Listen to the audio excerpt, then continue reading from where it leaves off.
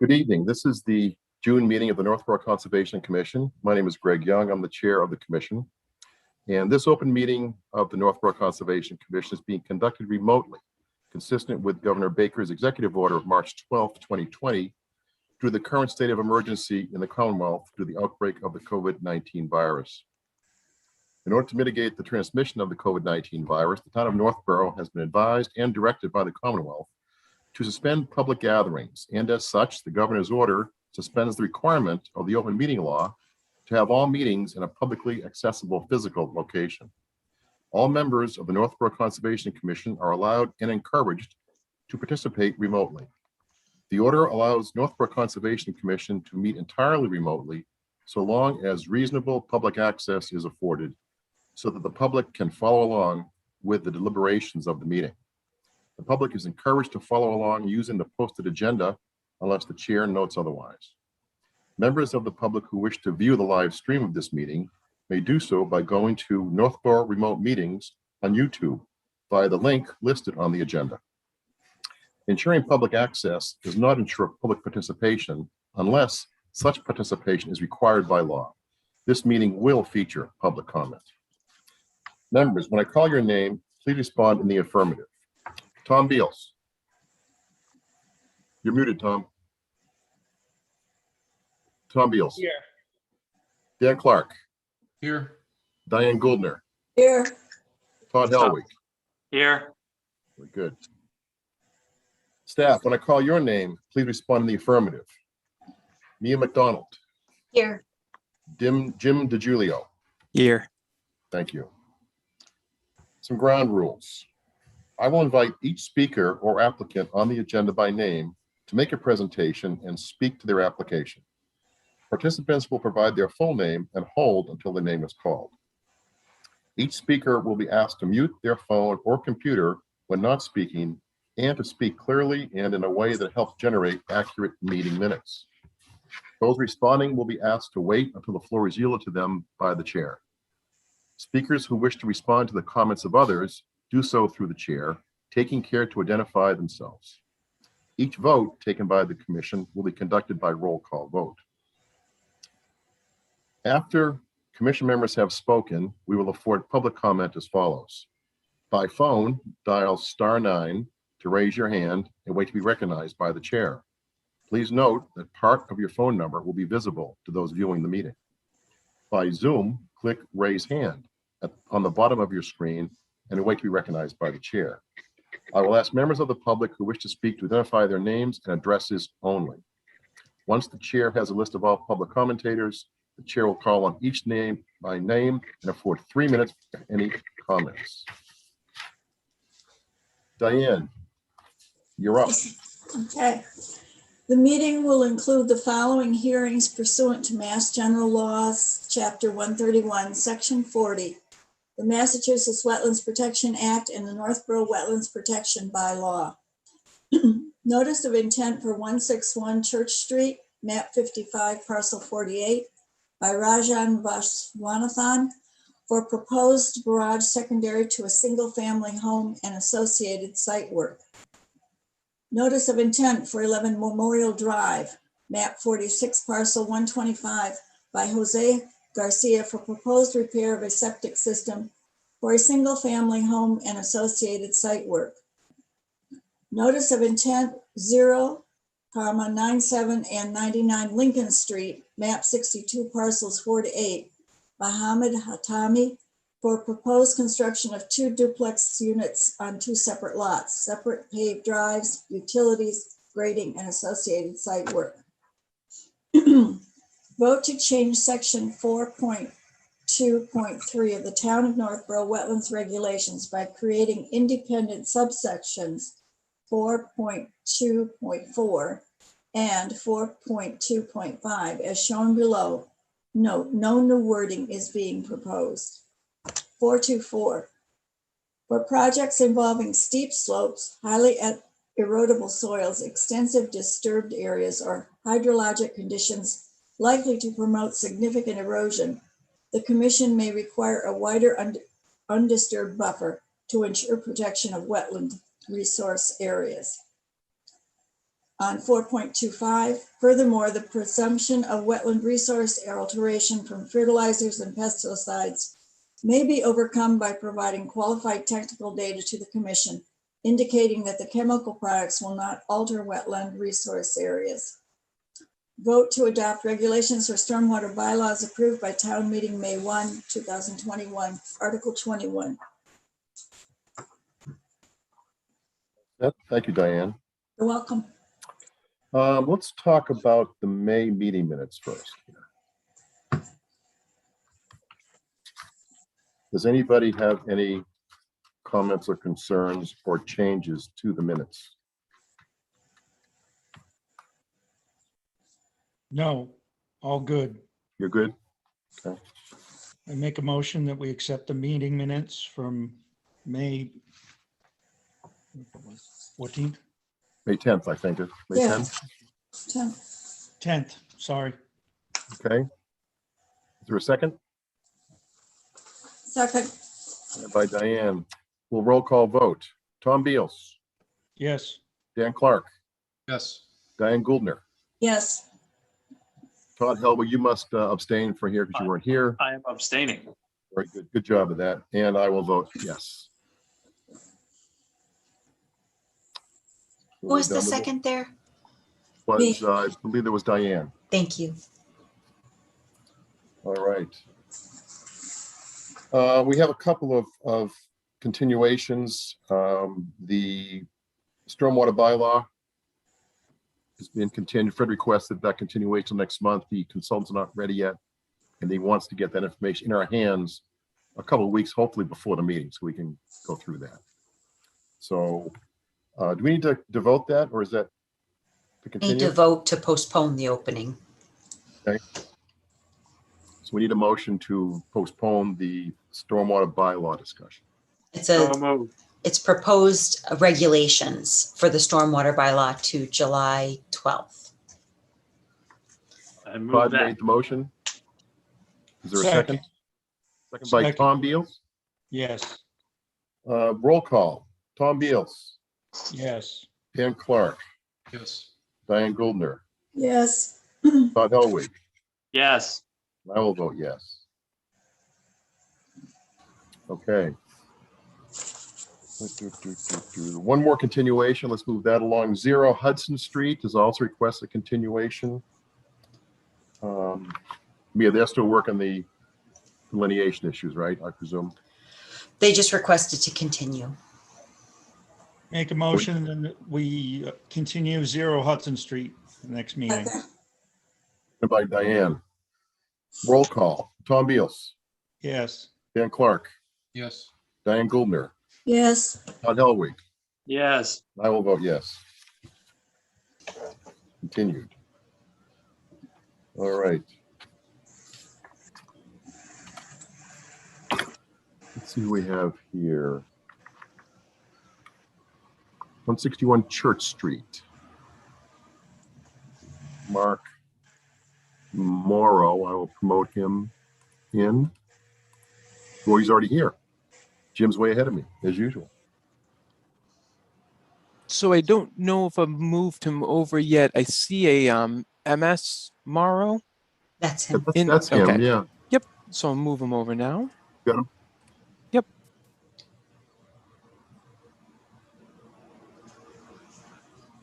Oh, that's not what I expected. Okay. That's my granddaughter. There you go. She's a beauty too. So there you go. She actually was born when the pandemic first started really getting hot. So I call her my little good luck charm. All right. So you've been here before, I think, Mark, right? A while back? It's Matt actually, and yes. Yeah, Yeah. sorry. Thank you. Okay. All right. Just to refresh the commission's memory, there has been several iterations of this plan that I've worked with Gerald Buzanowski, the attorney.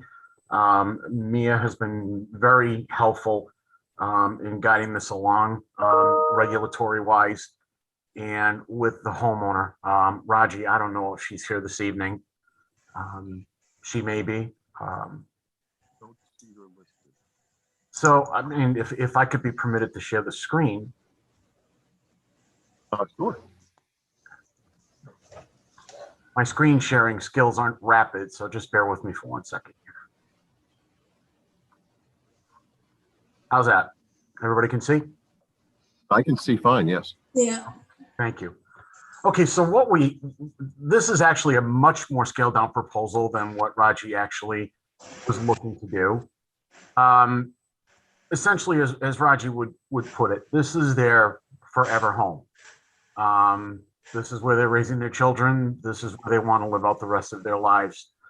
One of the things they wanted to do with the house is they wanted to do some addition work. We've scaled that back, so we have basically a small addition that's shown on the plan right here. And we did it this way because we pulled it out of the floodway, even though it is still in a portion of the floodplain. And we have a driveway section over here that we couldn't avoid with the way the garage was sited. We moved the garage out of the floodplain. Unfortunately, the way the engineer had to curve the driveway, some of it touched the floodplain. And we, again, went through several iterations of this plan to try to work with it. Couldn't do it here on the existing side of this driveway over here for a couple of reasons. Number one, it just wouldn't go with the architectural layout of the house on the inside. You'd really have to redo the whole thing over. And it's a lot closer to the actual bordering vegetated wetland. It would basically take up a lot of your 35-foot no-touch zone, which we also look to avoid. What we're proposing is to make up, the engineer basically outlined the areas of fill and outlined a compensatory storage area. From a volumetric standpoint, which is the calculations he gave me, you have a total of 178 cubic feet of fill and 201 cubic feet of compensatory storage.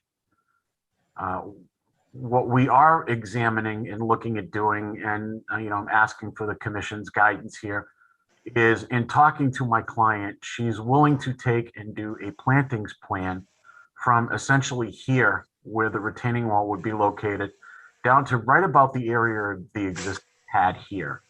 I can put forth a palette that I use standard for a meadow and shrub planting that would have cultivars in it that would attract a pollinator habitat. It would be attractive to the landowner, and it would provide a nice vegetative buffer for drainage from the new driveway and the new impervious garage structure to the wetland. This yellow line right here is the limit of your 35-foot no-touch zone. This yellow line here is the 100-foot buffer zone. This blue line here is the flood plain. So that's the blue line right here. Your red line here is your flood way.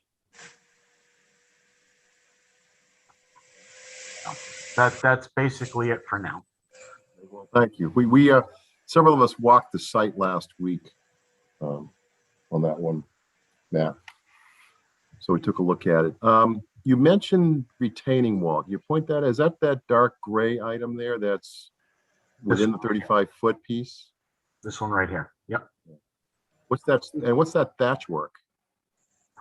This right here? You're talking about this right here? Yeah. Yeah, that's actually showing bordering land subject to flooding. That's actually showing the limits of what's being taken up. If you notice, the hash marks coincide with this area right here.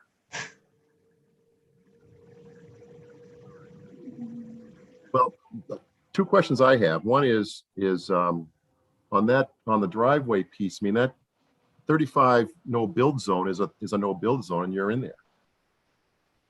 Yes, I know, and I've informed my client of that. It's the siting of the driveway, basically from the engineer standpoint, based on site distances, based on the angle it needs to get into the garage properly. I mean, otherwise we'd have to try doing something at a right angle.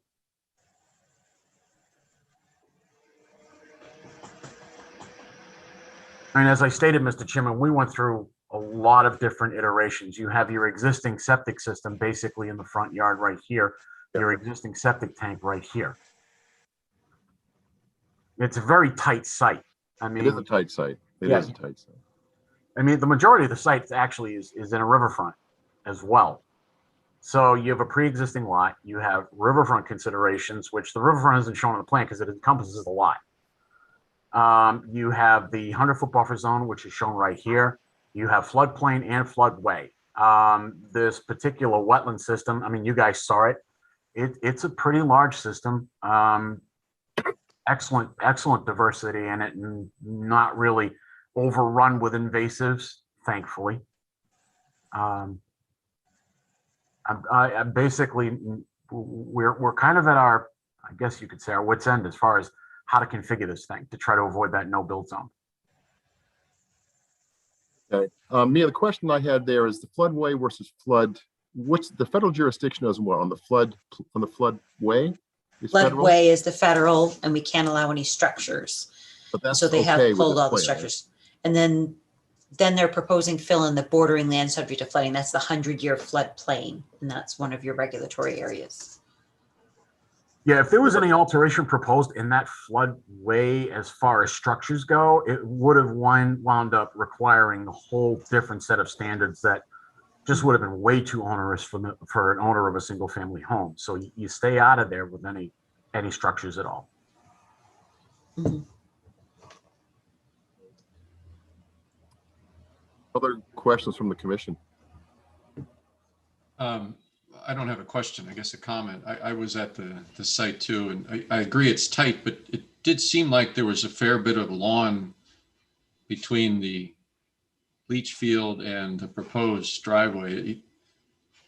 I mean, you're not that close to getting out of that no build zone. There's no way to just shift that driveway over slightly and get out of that zone altogether. I will ask the engineer to examine that, but when I spoke to him about it before, he told me it was basically the way the driveway needed to curve to go in to get the entrance to the garage that you normally would need, and to make sure that it was properly aligned to the street for site distance, excuse me. But I will have him re-examine that. Seems like the simplest solution, as opposed to trying to do all this, restoration and compensation. If you could just move it over. I don't know what the scale is. I can't tell how many feet you would need, but it doesn't look like a lot. No, it's a 20 scale plan. You won't need a lot. I will ask him to look at that, absolutely. Do they really need that long a driveway? Can't they just come directly in off of Church Street with a left-hand turn into their driveway or drive? Don't they want their doors to be at the end of the driveway, right? Well, in order to do that, you'd have to go over the existing soil absorption system, which the approximate location is right here. Okay. That's the limiting factor there. We looked at that, but the septic system is like smack in the way. Okay.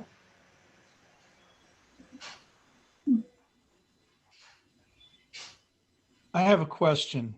I'm just curious, the existing driveway, is that to be removed after this construction's done, or is that to remain? The existing driveway is slated to remain. The family actually has, children of driving age that live with them. So, I mean, they utilize that driveway for both parking and access. The garage is for the parents. The father had some medical issues, and having a sheltered entrance for him to go in and out of to exit the home, get into a vehicle, is a little bit more critical. Okay, thank you.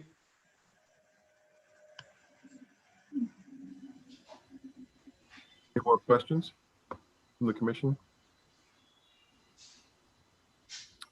Matt, what's the issue with a right-hand turn driveway? You mean over here? No. I mean, it kind of parlaying what Dan said about moving that driveway over to the right than the proposed driveway. And you said that, you're trying to avoid a right-hand turn. Well, I've seen right-hand turn driveways before. Okay, I'm missing something. I had a question about a left-hand turn. Okay, left-hand, the driveway that proposed. Mhm. Okay, left-hand turn, direct, coming off the street. So you mentioned that if they moved it, it was going to become more of a left-hand turn driveway. Well, the question I was asked was why couldn't the doors be moved over here and then you just basically turn straight into the garage from the road? The answer to the question is it goes right over the existing soil absorption system. It goes right over the septic system. And we're trying to avoid that. Oh, I heard that. I heard that one. The other point was moving the existing driveway a little bit to the right, still respecting the SAS as it's there now, coming closer to it, probably not over it. But the comment was made that there would be a left-hand turn driveway which was trying to be avoided. Okay, I can ask the engineer about that too. I mean, one of the things I can have him do is draw out a sketch plan with different alternative configurations that we could examine at a subsequent meeting.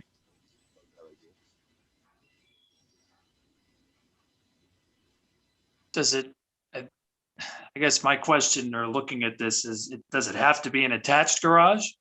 If it was detached, could you angle it so you could still get in there with the curved driveway?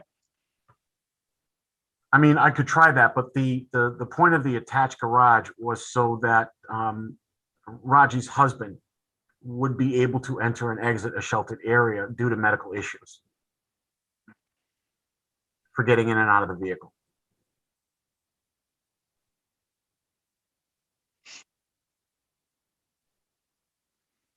And I'll speak to her about it, but that was the premise for the garage. I mean, there was a lot more work that they wanted to do to do some adaptations to the house, but those have been removed because it just would not have been able to meet your bylaw, and there was no alternative configurations that could be even feasible for them to use it. So we're basically just working with the garage at this point. I have some site photos if you'd like. Sure. I'll stop my share here. There we go.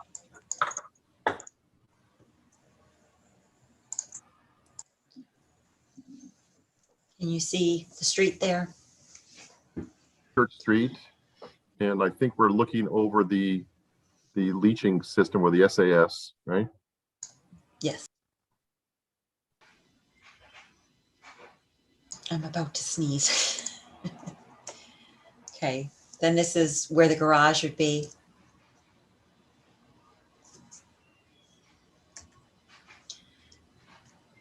For scale, there's some commissioners.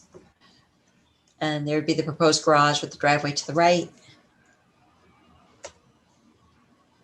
Again, where the driveway would lead out to the street. That's the street. This is the other side. This is the existing driveway and the area where the compensatory storage is proposed.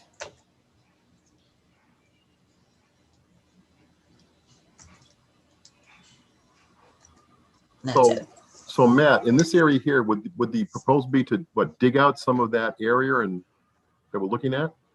That is correct. It would be regraded. It would be graded down.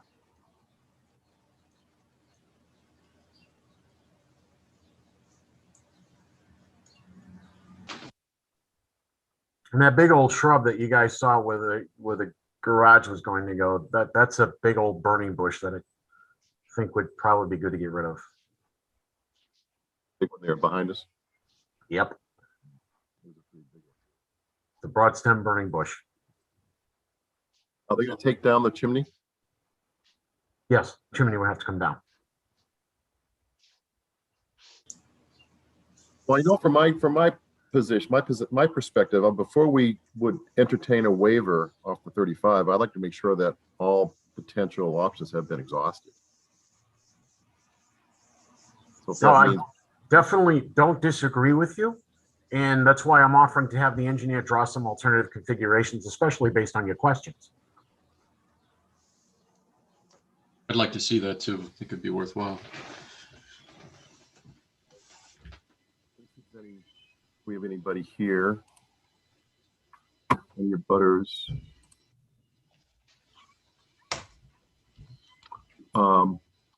Now, I did re-notify the abutters. One thing I should let you guys know, I don't know if any abutters are here. One of the things I normally do when I do an abutter notification is I offer a copy of the notice of intent or plan, the updated plans. I had no takers this time. You reached out, gave it a shot. Well, I always do. It's just kind of a standard operating procedure with me. I figure if anybody has a question or they just, you get an abutter notification, even if it's got what it's written on it, sometimes they just miss it and they don't really know why they're getting it. When they see the plan, it helps. No hands up, nobody requesting access, so I believe that we have no public comments. So I believe we're gonna continue this. And do you want to continue it for a month? You can be ready in July, Matt? Yes, sir. That's what, that's July 12th, right, Mia? Okay. Yes, And that's going to be an in-person meeting, I'm assuming. yes. Hey, need a motion to continue. So moved. Second. Second by Tom. Tom Roll can't call. second. Sorry. Tom- I'm Oh, Tom sorry. can't. Okay. No, he wasn't here on the December meeting. I'll second. 10 seconds. So Tom will not vote this then. Dan Clark, Yes. Diane Gouldner. Where's Diane? Diane Gouldner. Yes. Todd Helwig. Yes. And I will vote yes. So we're continuing that till July 12th. Now we're locked into these 4 commissioners. Are all 4 of you planning on attending the July 12th meeting? It will depend on something that happens out in California. If I have to go out there, I will not be here. Okay, let us know and we can contact the applicant to see if we can continue to August. I'll do my best to be here, but we'll see. Life happens. Oh, yeah. No, it always does. Not when you want it to. No. Yeah. Thank you, Matt. You're very welcome. Thank you very much, guys. I really appreciate all the constructive feedback and suggestions. Well, we'd like to work with you if we can here, so we're giving it a shot, right? Absolutely. All right. Thank you. Good night, guys. Right.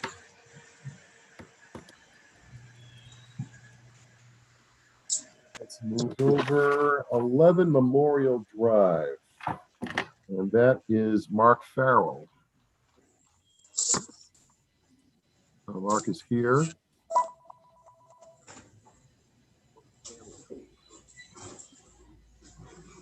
Did you find it?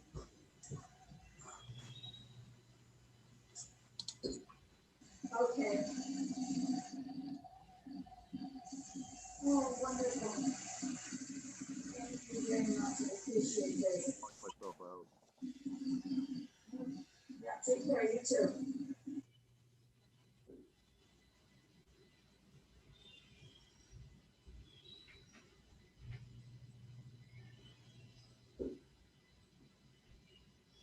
Mia, I believe you are on mute, but we have lost Greg. I was having trouble moving Mark over as well. Zoom said it was moving him over to panelist, Okay. but he still seems to be an attendee, and I believe Greg is back now. Okay. Yeah, I ran into the same problem. Somehow I knocked myself out there. So you want to bring Mark Farrell in, Jim? Yeah, so I tried to bring him over. Zoom said it was moving him over to panelist. Yep, and I'm moving him over now, and hopefully it will work this time around.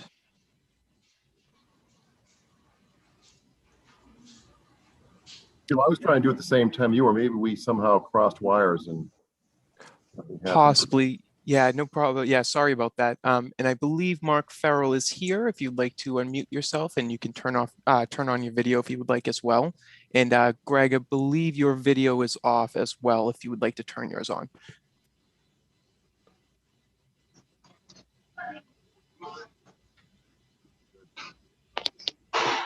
Mark Farrell, you with us? I am. Can you hear me?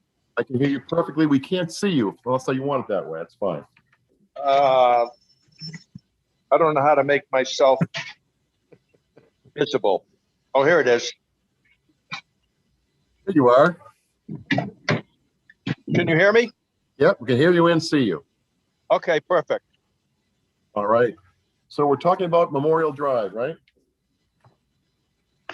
Yes. We visited the site last week, walked it. Pretty Okay. tight, pretty tight. Yeah, it is tight. There's it's basically going back in the same place. There's no room in the front of the yard, and there's not adequate room on the side. It's going right back pretty much where the existing system is. I kept it as close to the house as I can with Title V. The only other option I had would be put it below the pool area. It's a repair of a septic in the riparian zone, which is allowed, but we're just going to dig it out right behind the house. Yep. And replace it. You're going to take out all the old system, the old soil and so forth, and bring in new soil. And Yeah, they have to dig out. I believe there's pits in there, so they will dig those out, and any of that soil will be removed, and they will bring in new Title V sand and construct the system. The system that's there now, what they call pits, and they're deeper leaching facilities, and they're not really allowed by Title V. Title V now wants you to kind of spread things out and keep it shallow. Hence, that's why the leach field's bigger than what's there now. But those original pits are not allowed anymore under Title V. are these ones still working? They still functional? Well, they're leaching, but they're draining slowly, so they have to keep their tank pumped, and the toilets are running slow in the house, so they need to upgrade the system. Yeah. Okay. Mia, do you have any pictures to put up?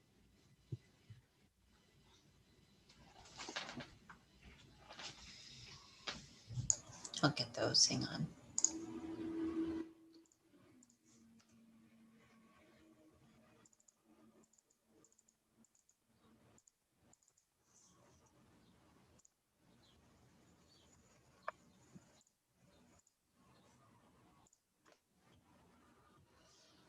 Can you see the tree?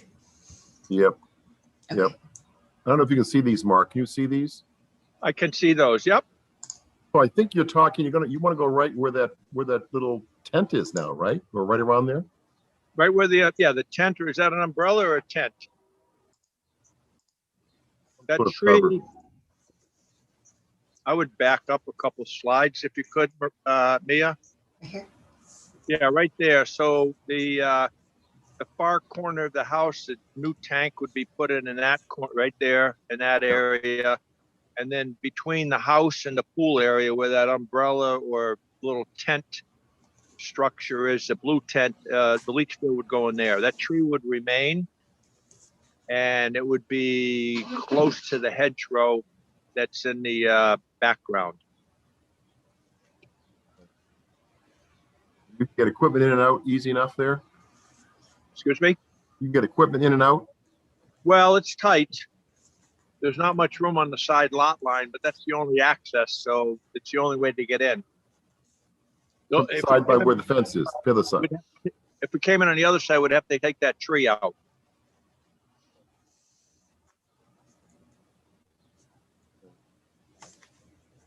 So I proposed, it's in between the house and the pool area. It's in an existing lawn area.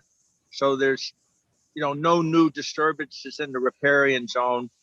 I have silt fence below. The soils there are really good.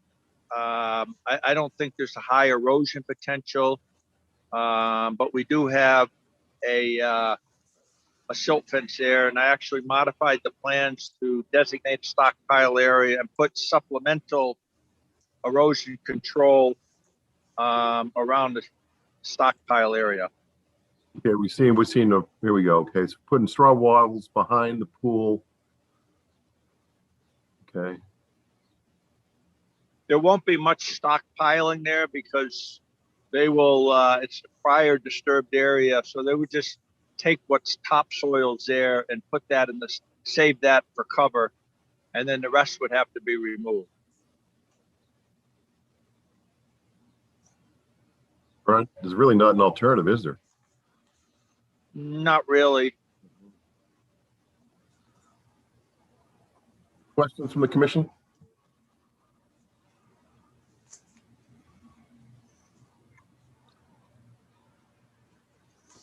No questions from the commission. Let's see if we have any public attendees. Any question from the public? No hands up. No check in here. All right. It's pretty straightforward replacement, so. I'm Yeah, with good. no many options, if any. I make a motion that we issue an order of conditions for 11 Memorial Drive for septic replacement. Actually, we need a motion to close the hearing. Okay, I'm sorry. I make a motion to close the hearing. Second. Second by Todd. Roll call. Tom Beals, Yes. Dan Clark, Yes. Diane Gouldner. Diane, you're on mute. You're still on mute, Diane. Okay, how's that? Okay. Yeah, Okay. Todd Helwig, Yes. and I vote yes. Okay, now I'll make a Any- motion. to Any order- special conditions? No, Sorry. let's issue the order. Before you issue the order, I would like to recommend street sweeping because there's a catch basin in the street. Maybe protection of that catch basin.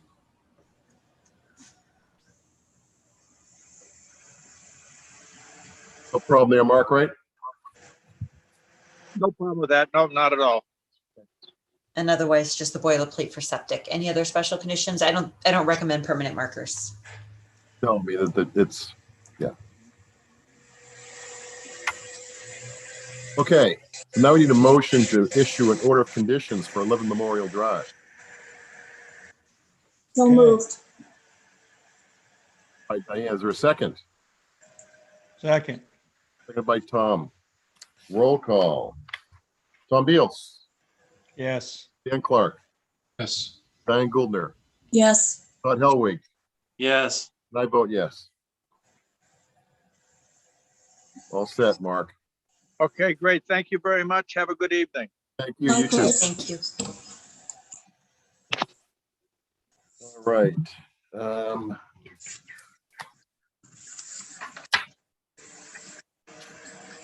I mean, the biggest deterrent they're gonna have there, the biggest erosion control device, we can't even talk about, it's the pool. They're not gonna want anyone in the pool, so they're gonna be all over it, Mark, when he's doing that, so. All right, 09799 Lincoln Street. And I believe we have, don't tell me. Maybe you should tell me. No, it's Brian Waterman is with us. I am here. All right, very good, Brian. There we go. Anybody else with you? Anybody else you want? Nope. Hopefully you won't hear my dog barking, so. I believe the applicant is also in the waiting room. I'm not sure if you want me to move him over as well.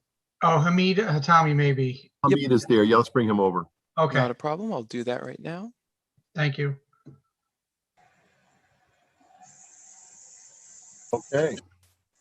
Last month, we approved the delineation of the wetlands.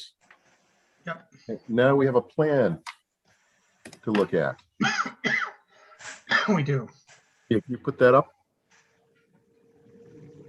Mia, were you able to receive the the latest one I sent today? welcome, Hamid. Hamid, you're muted. Ah, there we go. Thank you. Sorry about that. Hey, Hamid. Yes, so we have two duplex units proposed. We went initially through the design review committee a while back, and then, we told them we needed to get the wetlands nailed down. We worked out some of the architectural stuff during the design review committee. These are the actual architectural plans that Hamid has gotten. They worked out some things on the, what color the siding and all those things will be. The little landscape islands you see in front of each unit in between the driveways were things that were requested by the design review board that we show. So those are carryovers.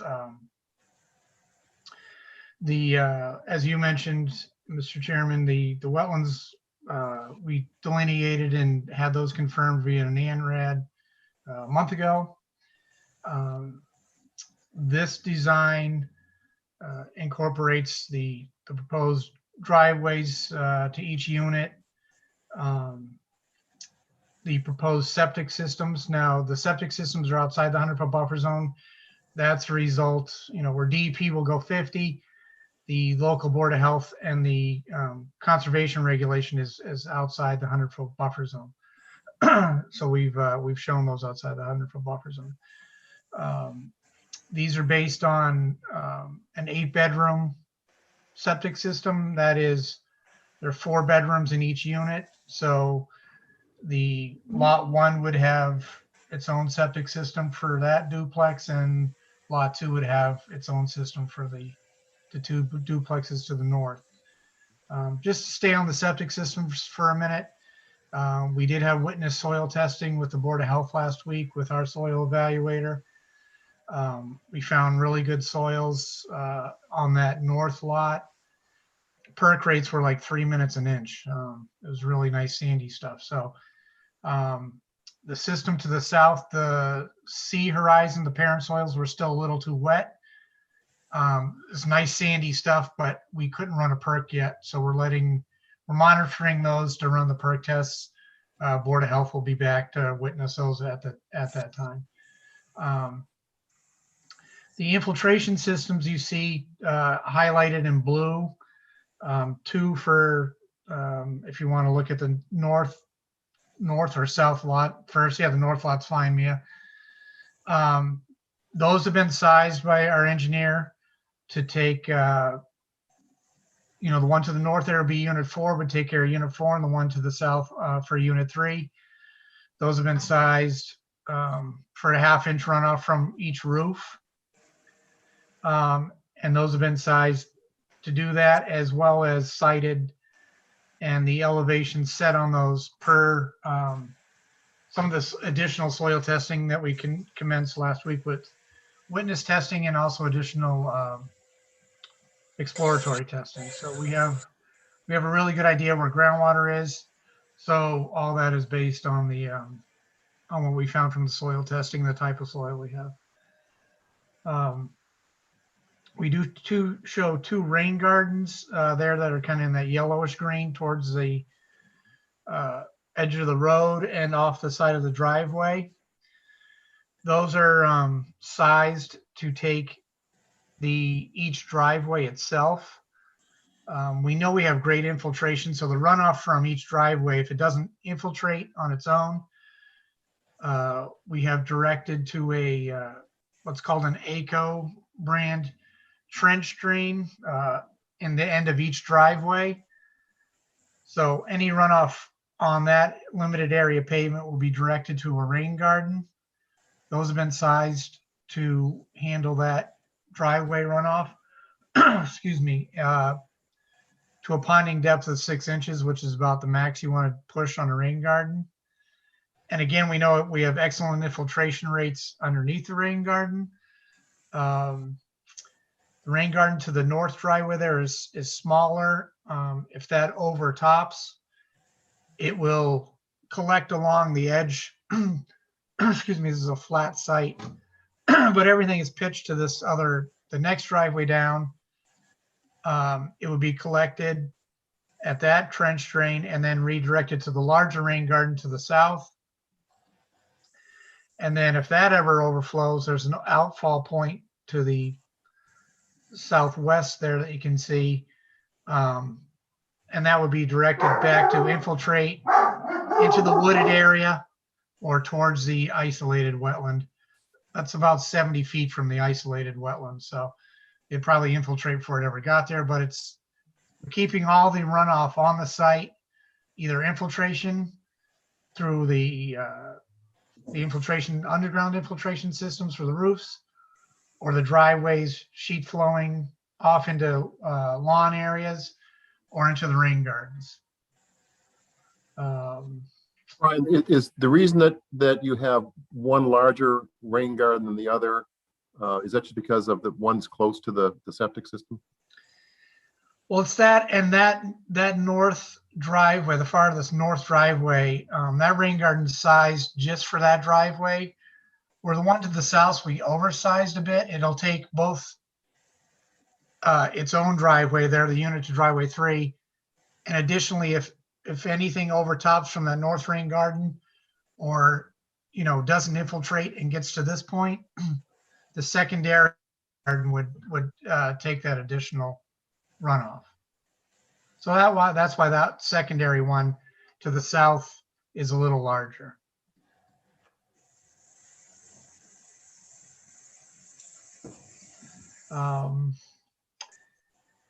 The units are sited mainly one during design review. They asked that the units be placed, you know, not up close to the street, and 2, additionally, with the 100-foot setback requirement for the septic system, you know, we were kind of forced to push the house to the back. They had looked at larger units initially a while back, but these are smaller units that, you know, footprint wise. You'll see in the backyard there, we do have 35 feet to the erosion control barrier. So it's right on the 35-foot no build. It's kind of hard to see in this colored one, but we have the proposed post and rail fence around that whole area with the wetland signage, which is typical of what we've used on a couple of other Northboro and other jobs we've done as well. So, and then we're limiting tree clearing as much as we can, you know, still provide some yard on the side and back for each unit. But, and I know one of the questions, Mia, can you zoom in a little bit on the retaining wall along unit 3, please? Yep. I know one of the questions in your initial comments was, you know, what is the height of that wall? The wall at its highest point off the corner of the driveway is about 6.9 feet. Yep, you can see we put top of the wall there, 306, 3085 and 3016 at the bottom of the wall. And then as it ends towards the driveway, it's 4 feet, and then it dead ends at about 2 feet. That's a cast in place wall where you're going to be pouring a wall for off the side of the garage there to save space and also make this strong and minimize the disturbance toward the 35. We're doing a cast in place wall there. So that'll be a concrete wall that's formed and poured in place. So that way we're able to minimize, you know, how close we get to the 35 there. Additionally, we added the post and rail fence off the end of the wall, off the bottom of the wall, excuse me, and ran it out towards the rain garden. And we also did that towards the southwest side where the wall, it's labeled there, the post and rail fence would tie into the wall. So that effectively closes that area off to people between the wall and the fence at the bottom of the wall. It kind of provides a pretty good barrier there. And that'll also have the signage as well. So I think that takes care of the north unit. Did you have any questions on this one while we're here? I don't have any more questions. Commissioners have a question? No. Let's move on.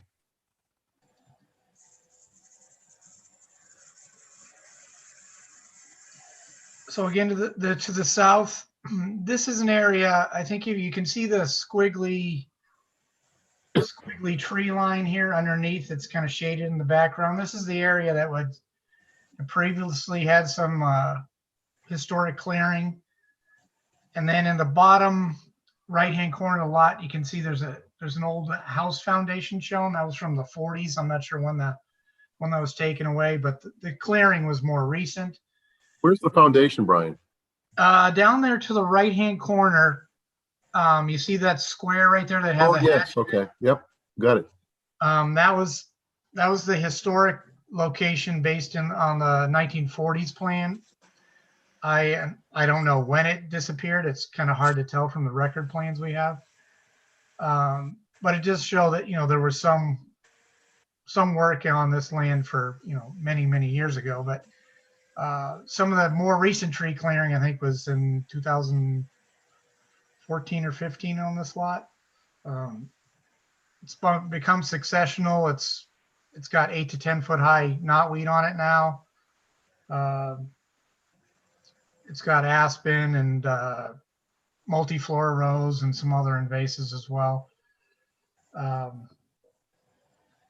So the dark green line shows the proposed tree line. Now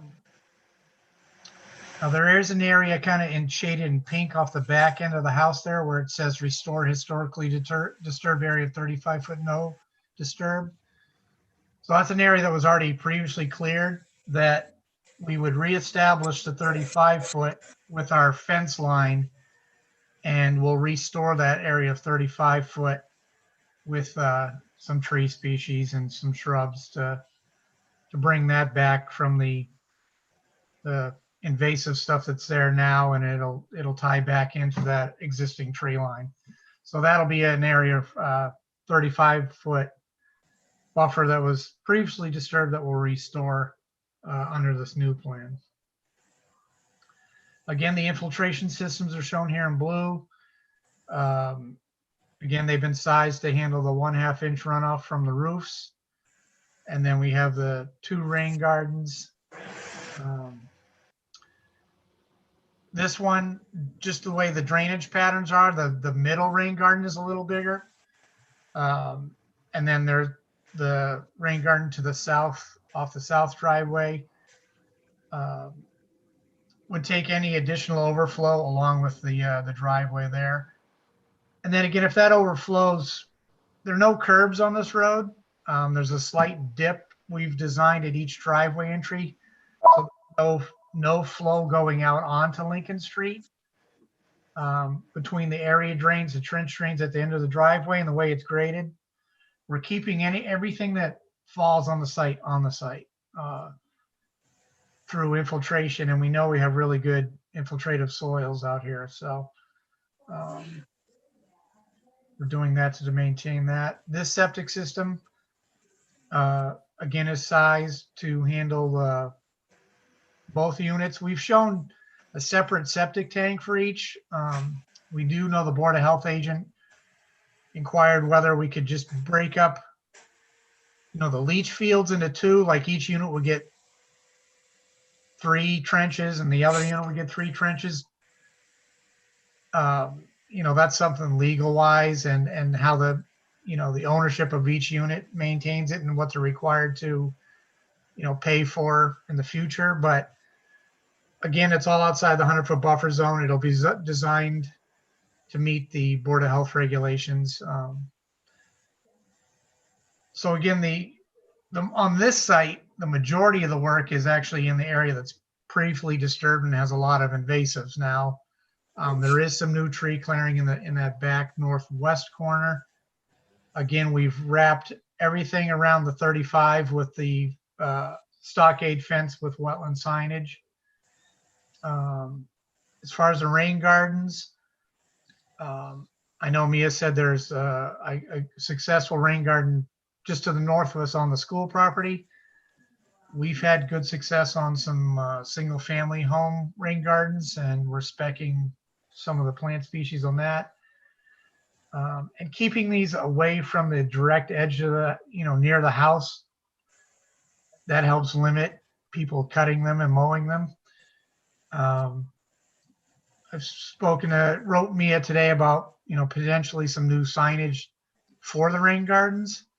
We have the signage for the wetlands, but we're going to come up with a signage, that says, do not mow the rain gardens.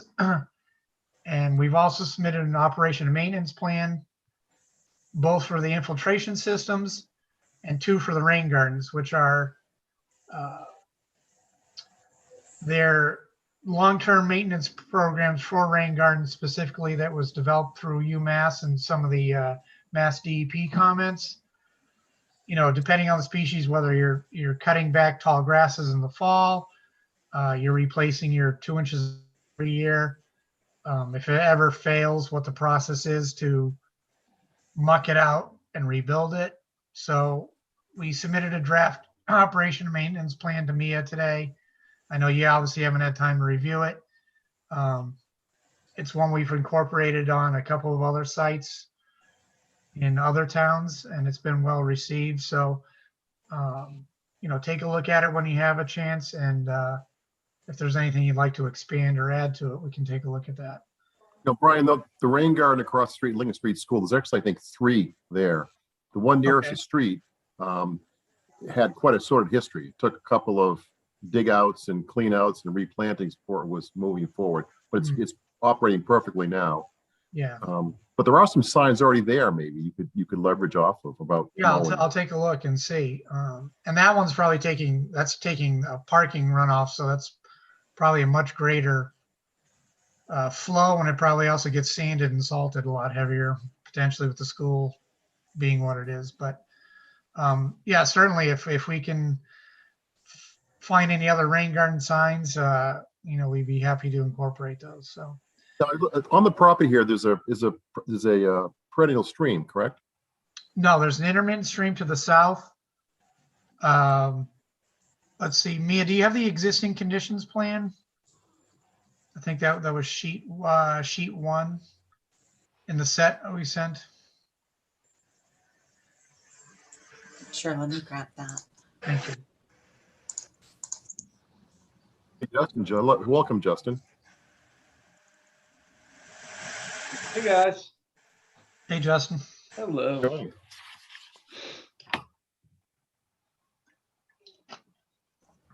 Can I ask a question while we're waiting, Greg?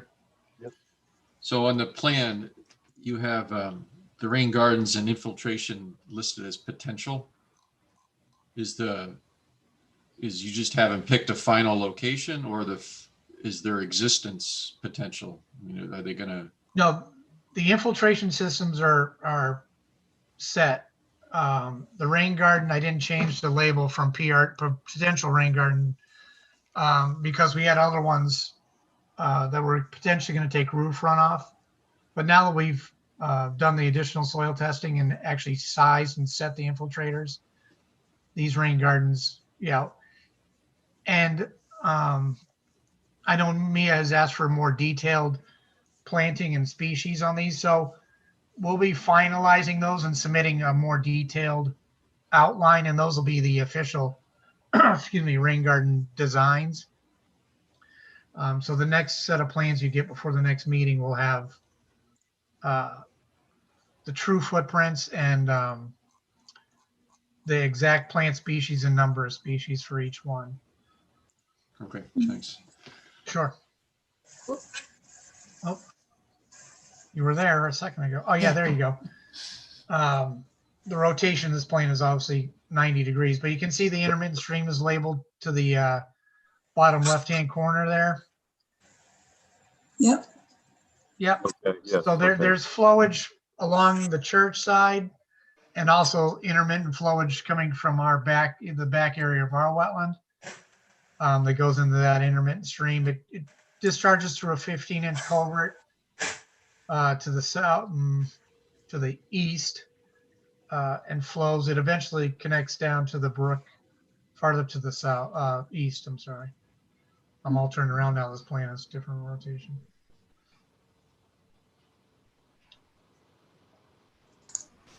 But yeah, there's no 200. The perennial stream is several hundred feet to the south of that. That's is it Hop Brook or one of those?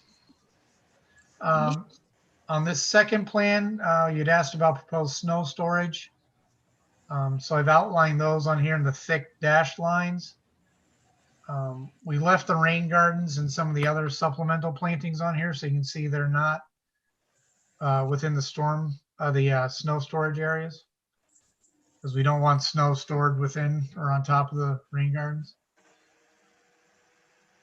The dark evergreen circles you see on the south lot, those are screen plantings because that'll be a raised septic system. So those are additional screen plantings we'd be adding along that edge. Chair, raised on one lot, not on the other, Brian? The other lot, it doesn't really need to be because we have such good soils and depth groundwater there. Just by the nature of grading this site, you won't see its own mound essentially on the north system. So just the natural grade to get up to the houses there, it covers that system with plenty of cover. This one, we anticipated we would have a higher groundwater, and that's why this system would be raised.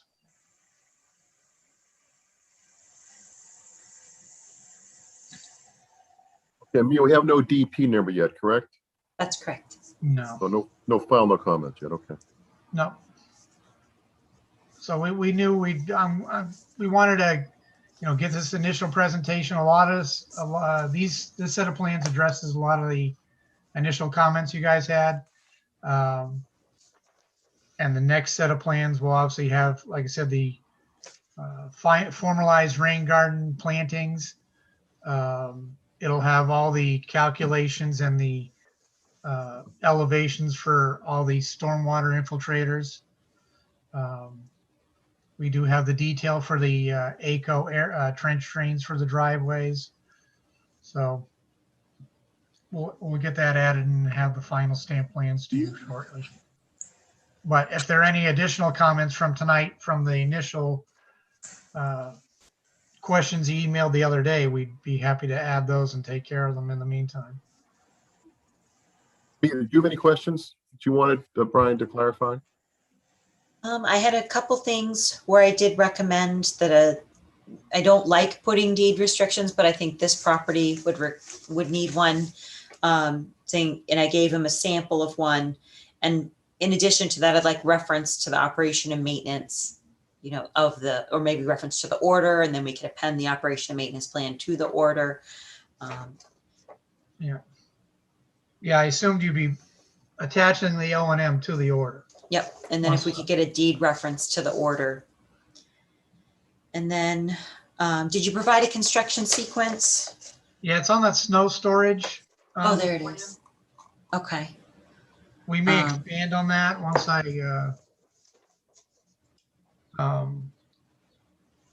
if there's anything else that the developer wants to, if something's out of sequence, we're going to add something else in there. Okay. But yes, there's a draft one on there right now. And do you know if you're clearing more than an acre? Can you go back to the Sure. Site plan, Mia, please? I put those numbers on the plan. I know that was one of your, so over on the left-hand side, if you zoom in right where it says lot 1 and lot 2, maybe. Here? You can see note proposed disturbed area for lot 2 is 21,780. Proposed area for is 25,580. So we're at about 46, just over 47,000. So just, an acre and a third, I guess, total. Okay, so I would recommend SWIP reports from an environmental monitor weekly as a condition.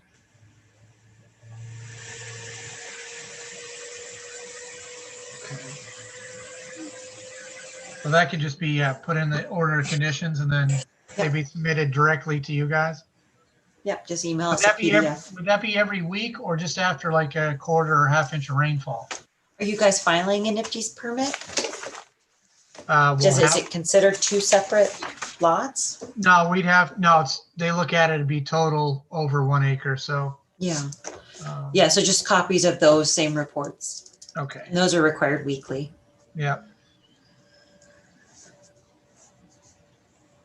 And email by PDF is fine. Or PDF by email. That is for you, Mia? I think so. Any commissioners have questions or concerns, comments? I didn't mean to wander out, but are the roads going to be kept clean and this, with a lot of traffic, school buses and all that? How are they going to handle it? Hi, Diane. One thing that's not shown on here is a track pad at each driveway. We're also closing off the driveway at each night with straw wattles. And I would imagine the applicant will have to commit to street sweeping as well. As far as, you know, when construction starts and when school's out or school's in, there may have to be something discussed about, you know, when construction starts, you know, if school buses are, I think that school starts by 7:50 in the morning typically. I'm not sure when they're getting released for summer and going back, but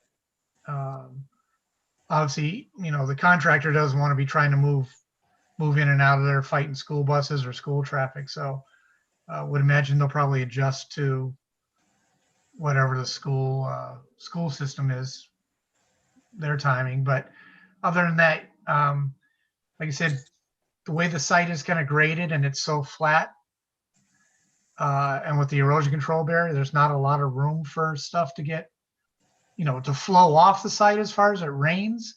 The biggest thing would be potentially tracking dirt into the road.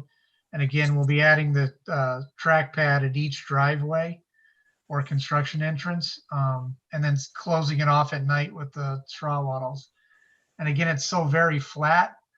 You know, we don't have a steep slope pitching out to the road or coming down a hill. So I would imagine, I think we can control dirt on site pretty well on this particular project.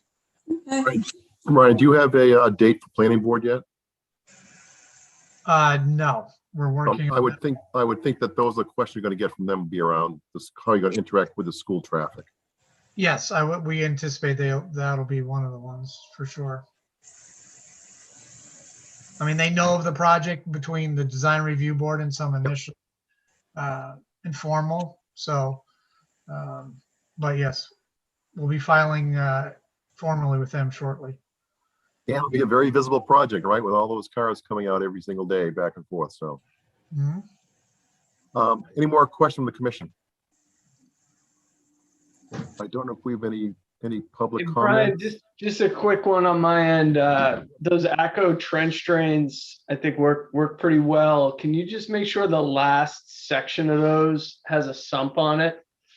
They make them so that basically it's the standard pitch across the bottom of the drain the whole way, but you can buy the very last section to have a 2-foot sump, and then the pipe comes out above that sump. It just gives you a little bit more area in there to trap some sediment and stuff before it goes into the rain garden. So it doesn't screw up your invert or anything getting into the rain garden, but it does give you a little bit of volume in there to trap some sediment.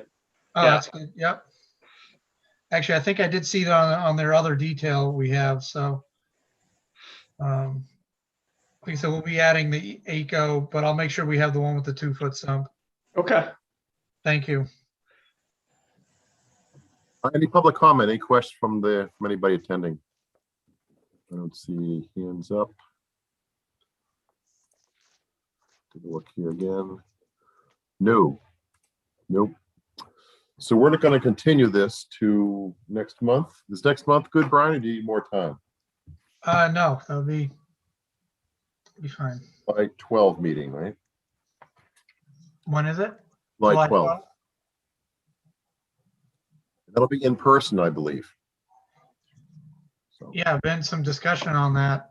I have an in-person in Sudbury Wednesday night, but on Thursday we have the option of in-person or virtual at another town. So I think the governor's supposed to announce some formal policy here. So guess we'll see. I'm not sure if we're going to go hybrid or full. Right, yeah. But we'll plan on seeing you guys in person July 12th. Okay, we need a motion to continue.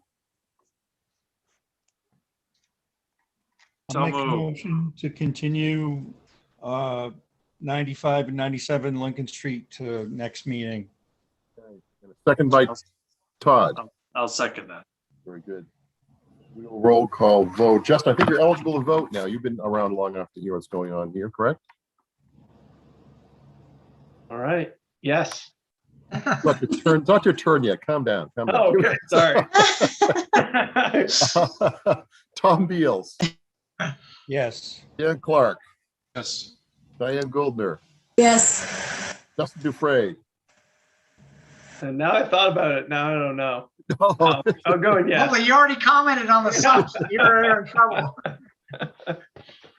okay. Todd Helwig, Yes. and I vote yes. Very good. Thank you, Brian. Good The night, meeting will everybody. See you in July. All right. Thank sounds you. good. Good night. Have a good night. take care.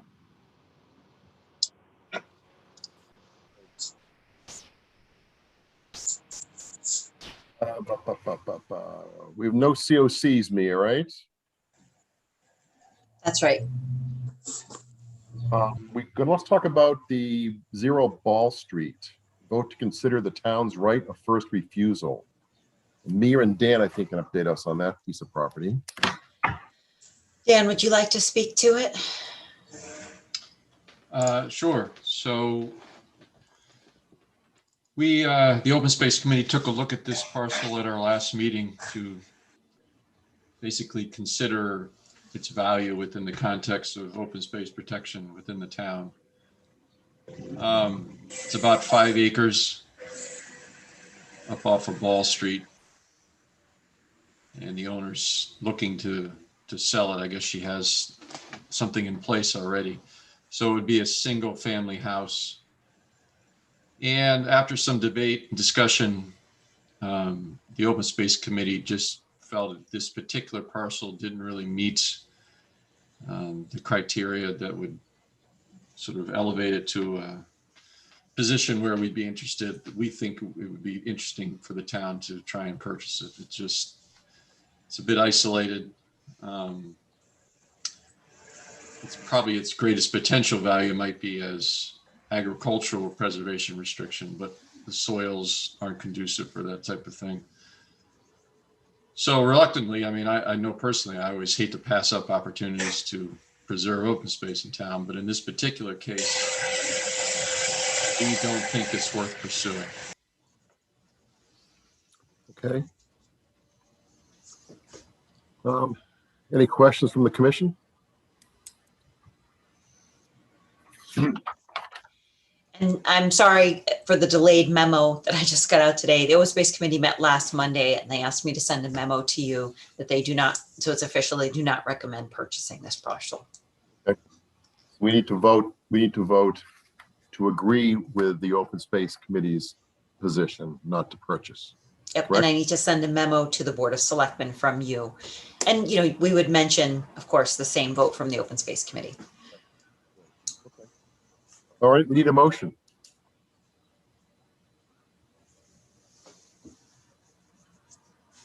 I'll make a motion that the Conservation Commission recommend not purchasing this piece of property on 0 Ball Street. Second. Second by Todd. Roll call, Tom Beals, Yes. Dan Clark, Yes.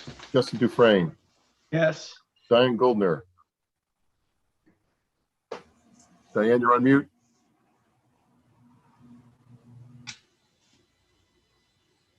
Diane, you there? We'll come back. Todd Helwig, Yes. Diane, you there? I will vote yes. So Diane has stepped away. We've got a quorum, we've got a majority vote. She might be there. You there now, Diane? I am. You gonna vote? I don't know why it's muted. I'm sorry. What's your vote? Yes, Very good. Okay. sorry All about right. that. A CR for Harvard Street. Our next item. You have some background on that, Mia? Sure. So the Open Space Committee And you purchased 615 Howard Street rear back last fall. I think it's been over a year now, actually. I think it was last summer. And now we've been working on the conservation restriction, the open space committee, and the state and Sudbury Valley trustees have been working on this. It's been reviewed by town council and it's ready for signature. I did have a copy in the Dropbox and sent it out to you, and it's going to be signed by you and then also by the Board of Selectmen on June 28th. And then after that, we'll have a CR in place on the property. Who's going to hold the CR? Sudbury Valley trustees. And I want to know too, so you still have that certificate of vote where you allow me to sign for you, but where this is a deed, I'm wondering if we should have real signatures. If you wouldn't mind, town hall is open and coming in and signing it. What's the time frame for that? Board of Selectmen is June 28th, so we have at least till then. All right. So we need a vote to approve the signing of the conservation restriction for 615 Howard Street. I would move that we sign the conservation restriction. Second.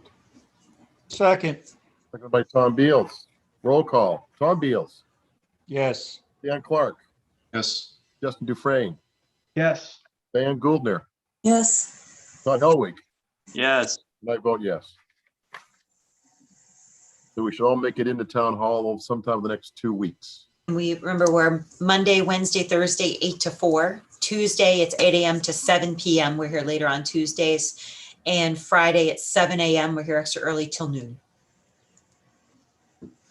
And if you have a lot of trouble, I can drive it out, drop it in your mailbox. Just don't lose it. Don't lose it. Next item is the section 4.2.3 of the Northboro Wetlands regulations. We want to put in some new wording, which really just tightens up what's already there, right? Yes, we had discussed making these separate bulleted items so they can be referred to in orders, discussions, decisions. And that was for you to exercise your right that for projects involving steep slopes, highly erodible soils, extensive disturbed areas, or hydrologic conditions likely to promote significant erosion, the commission may require a wider undisturbed buffer to ensure protection of wetland resource areas. There's an extra D in there. I'll take that out. No new wording is proposed, just bulleted out. Second piece talks about fertilizers and pesticides altering.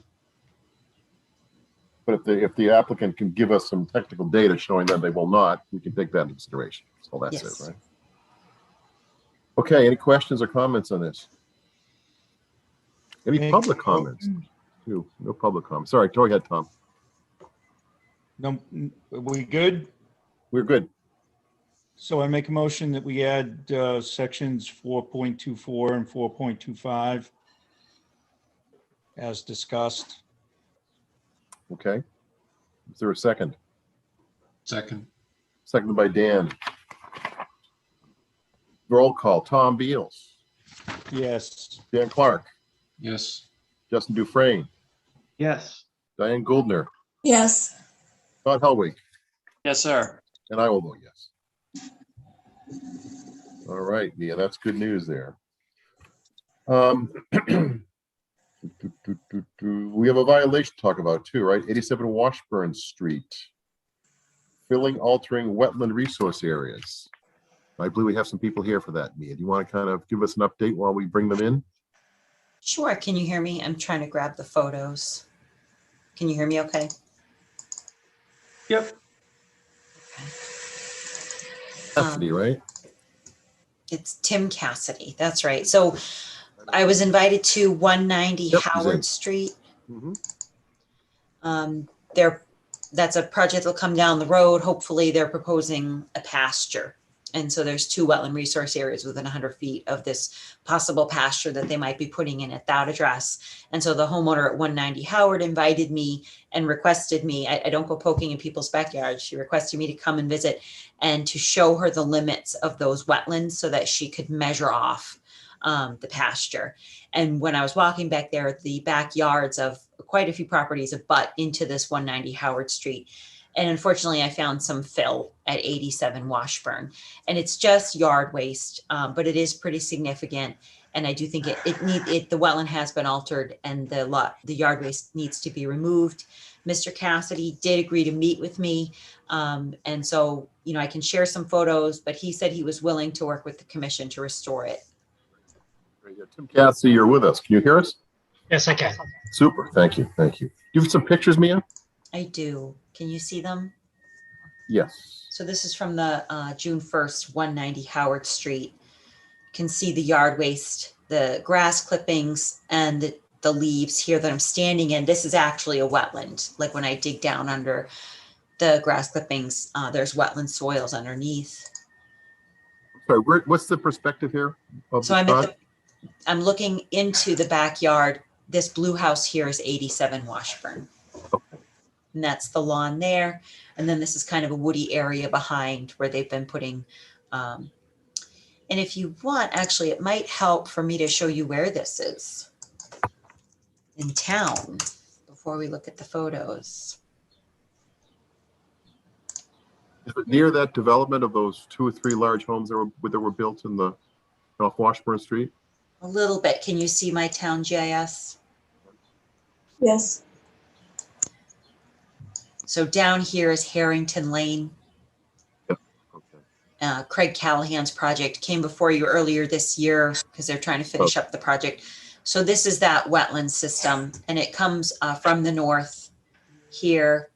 It comes in from the south here, goes under the street, and then drains this way to Barefoot Brook.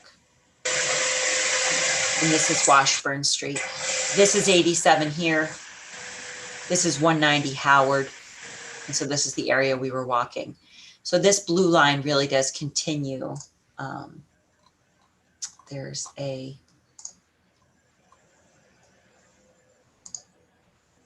blue line continues straight down. And if I add topography, you can see how it flattens out a bit here. Oops, let me move up a bit. It flattens out a bit here. So the wetland's a little bit wider than the blue stream. The line continues there. So the line, it's connected. Mm-hmm. Yep. Okay. So I can go back to the photos.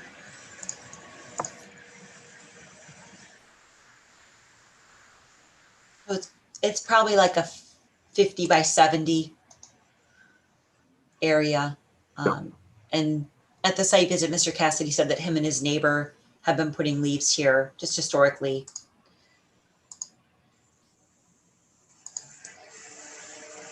And then I visited from the other side. So you can see here, now I'm been invited to 87 Washburn. I'm in their backyard now, and I'm looking out into the wetland. Now I'm looking at 190 Howard.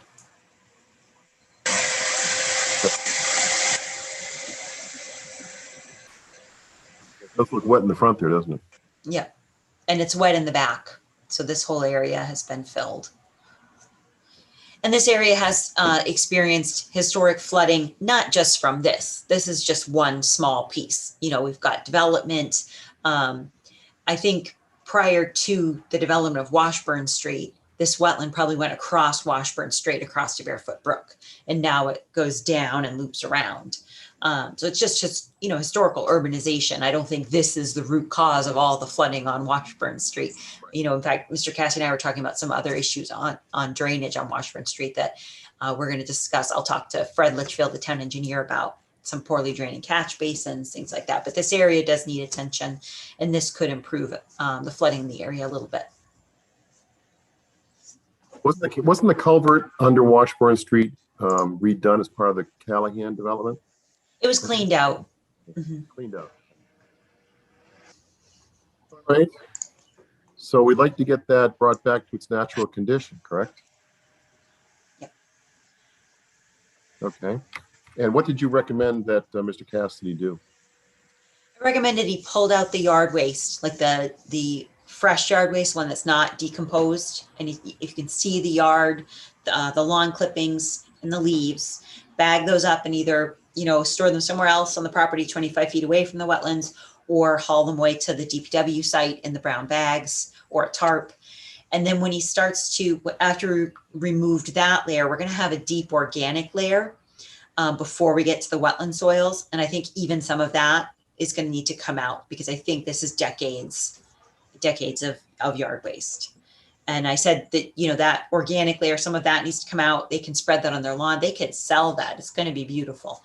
But as long as it comes out, and I'm willing to work with them to show them the extent of the wetland and how deep to go as well. So I'd recommend issuing a friendly enforcement order, asking them to pull out the yard waste and restore the wetland to its natural elevations. And I'm willing to assist with that. And then as far as time frame, maybe we want to talk with Mr. Cassidy about how much time he might need. Thoughts the commission has, comments, questions? Just a question, the fresh material, I assume you can just sort of rake out. How are you going to get the organic material? Like a shovel? Yeah, nothing's growing there. Yeah. Nothing's growing. It's acting as a nice mulch that's compressing anything from growing. So yeah, they'd have to shovel that out. And then I think once it's shoveled out, it's just going to start the ferns. Maybe I can share the pictures again. Those ferns around the back here, they're just going to start filling right back in. Mm-hmm.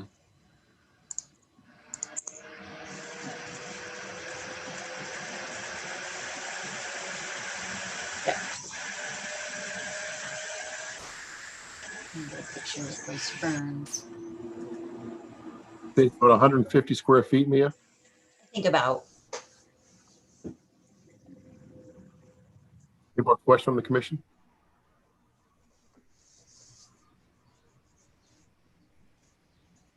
Okay. Mr. Cassidy, do you have any questions? I don't. I appreciate that Mia's willing to come back out and once we hit the dirt layer and delineate, you know, that's mulch versus the ground. Yep, she's a great resource to have on your side, that's for sure. So, so I guess it's timing. The question is timing. What do you think you need timing? Can you get it done by the weekend? Just kidding. Just kidding. Outside. Well, I'd like to ask for a year if that's not too much. That's a lot of weekends.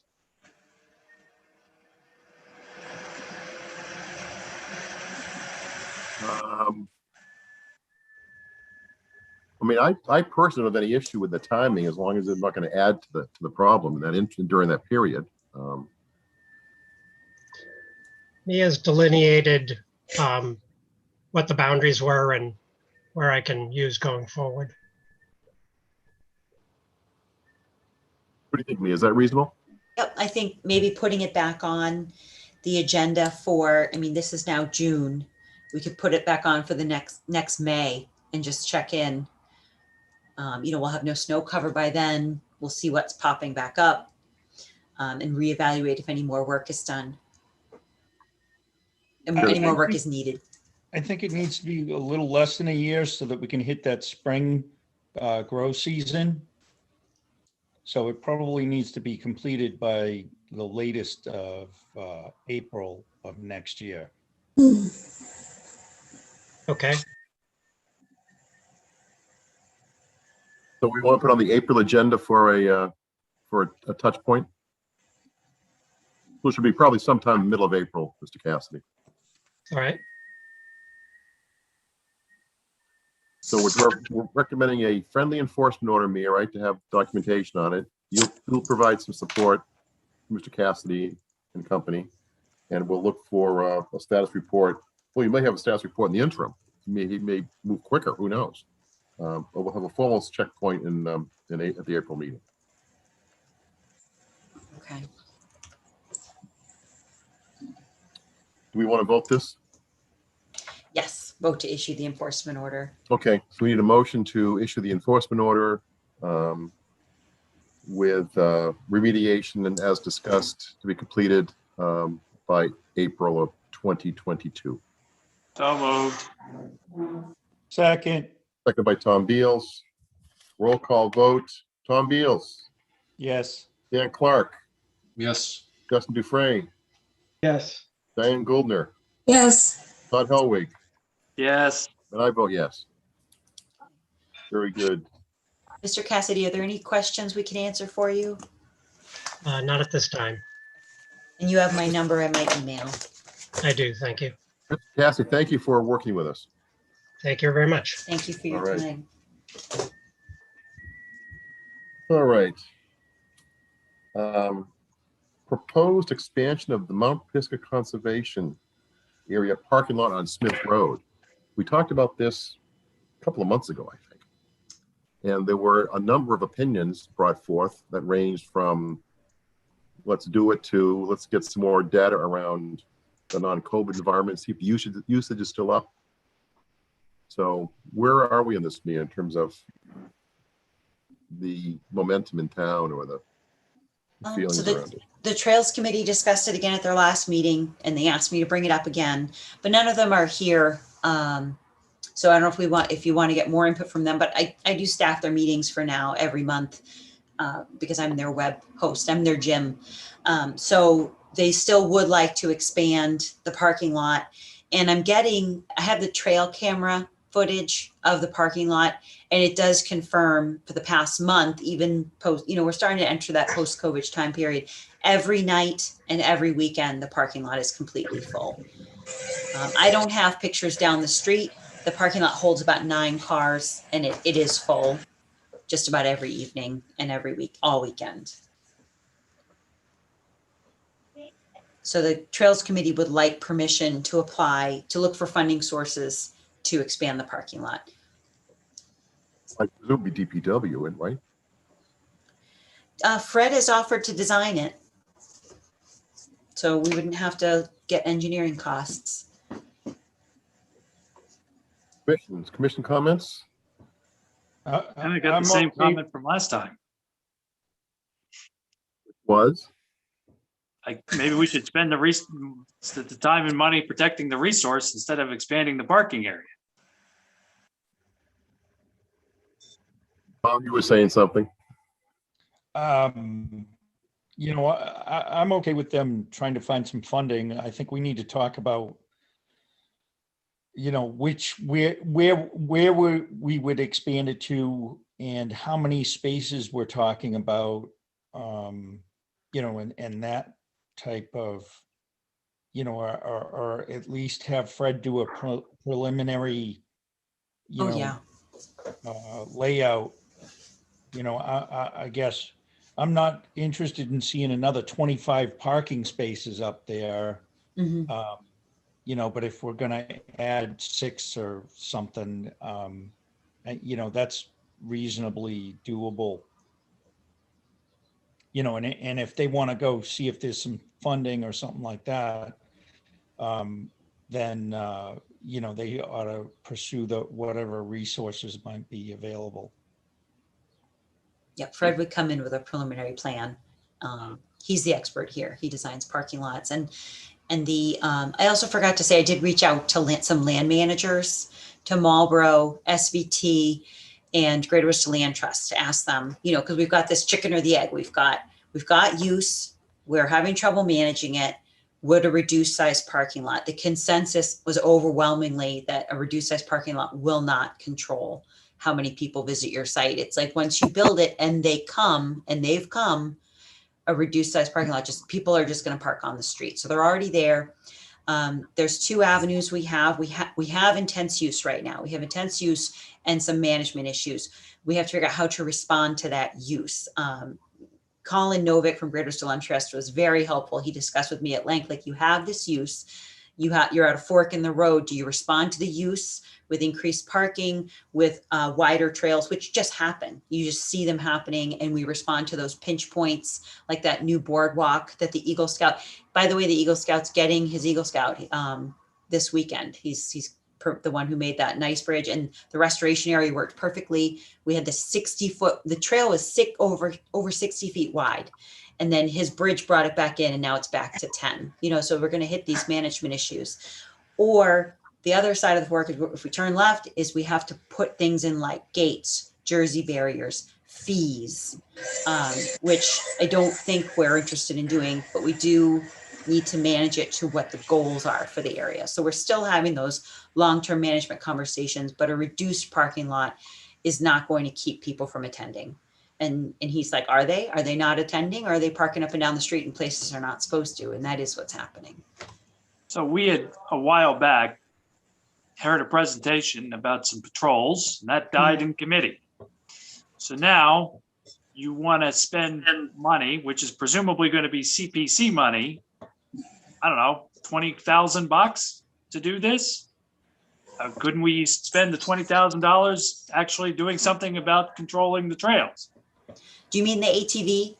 Yeah. I want to talk about the elephant in the room. You have voted to purchase an ATV. I have been instructed that this purchase order will not be signed and not to fill it out. Died in committee. So, well, not really. It died. I'm staff and I answer to my supervisors. So if you wanted to proceed, you have to make it proceed. And that's fine. But how much is a parking lot? I mean, first of all, 6 spaces is not going to solve the problem. Right? Well, There's we'll more go to Fred cars- for that. Right. So if you were to do 6 spaces, you're not going to solve the problem appreciably. Mhm. And I don't know what that's going to cost, but if you put a number on it, I don't know that that's the best use of those funds in terms of helping the resource by making it easier for mountain bikers to park in the parking lot and get their tools in and out of their car to, make more trails. Yeah. I also want to report that the trail cameras are really, I don't know if it's the trail cameras that's working, but do you remember on the South Overlook, we had that area where people were dive bombing down and ruining the scrub oak? There's 4 types of oak there.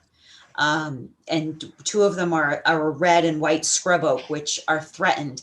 The area is completely restored. And for the past 2 months, I haven't seen a single mountain biker go down it. When And was they the look last at the time you were camera. there? They've Last week. They come down the other side. So if you're Other side standing, what? if you're standing at the bottom of Okay. the cliff there, right, where they used to come down, they're on the left. They've created a new trail off the cone of the South View. I didn't see anything.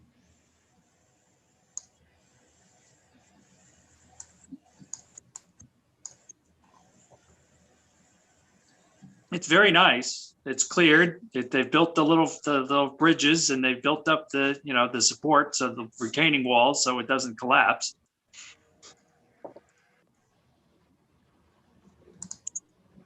My computer's moving slow. Here it is. So how about an alternative and we just close the whole entire place for like a year? Even I won't go Don't that need a far. parking lot then. Who's going to enforce it?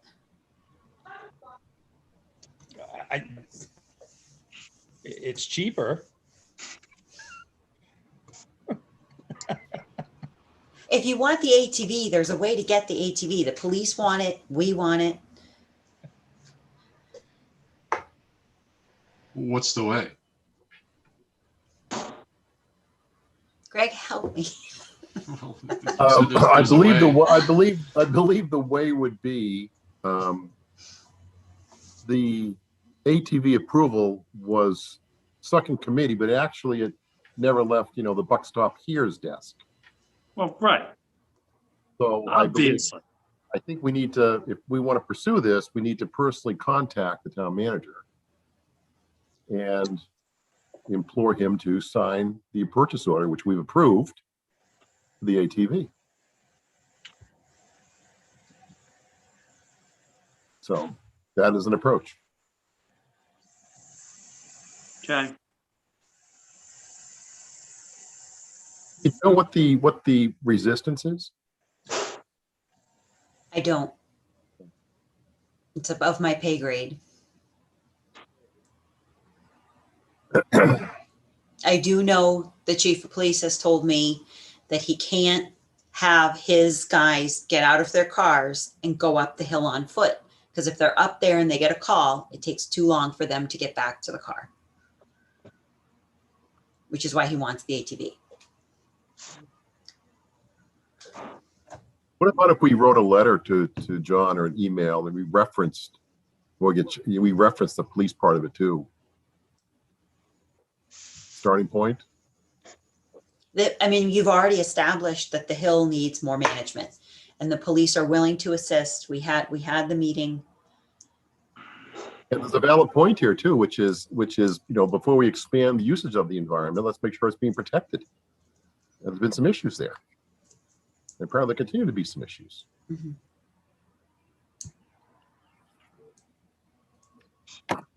So my suggestion, why don't you draft a memo and I'll sign it. We'll talk about it. All right, what would you like the memo to say? Buy the ATV now. Okay. Love and Kisses Conservation Commission. All right. Put a draft together, and at the same time, if Fred has an idea about what he want to do with the, the expansion, what are we talking? Are we talking 5, 10, 20? It'd be nice to know that too. Fred and Scott are both PEs. Scott Charpentier is our DPW director. They're both PEs. They both love projects like this. So this is going to be like Sudoku for them. So it does seem very. Justin's going to call and be like, "Can I help?" Ooh, parking lot. Another parking lot to design. Yes. Ooh, where we put the line? No, there's going to be no lines, but definitely, if you've ever been stuck at a party between two civils about anything traffic related, they always have something to say. So I just think that they're gonna come up with a great design, and bring it back to you and for your permission. And I just didn't want to ask Fred to start until you were ready for that, because I don't want to waste his time. I don't want him. He doesn't need to get yelled. He's doing us a favor. Don't release the beast till we're ready to release him. That's my suggestion, is that we formally approach the town manager with our request that the ATV be purchased and why. And that would certainly, I think, help control some of the issues taking place on Pisgah, which may lead us to look at a larger expanded parking lot once things are under control. And I think we would welcome an opposing argument. We just haven't heard one. It's purchase. Yeah. Yeah. Let's say then expand parking lot once area is better managed. Well, I think we should say we'd consider that. I don't want to see that as a slam dunk, but we consider that. Consider. And then I'm going to cite your vote and discussion. And then welcome any discussion as to why this purchase can't continue. It's also the police chief's support.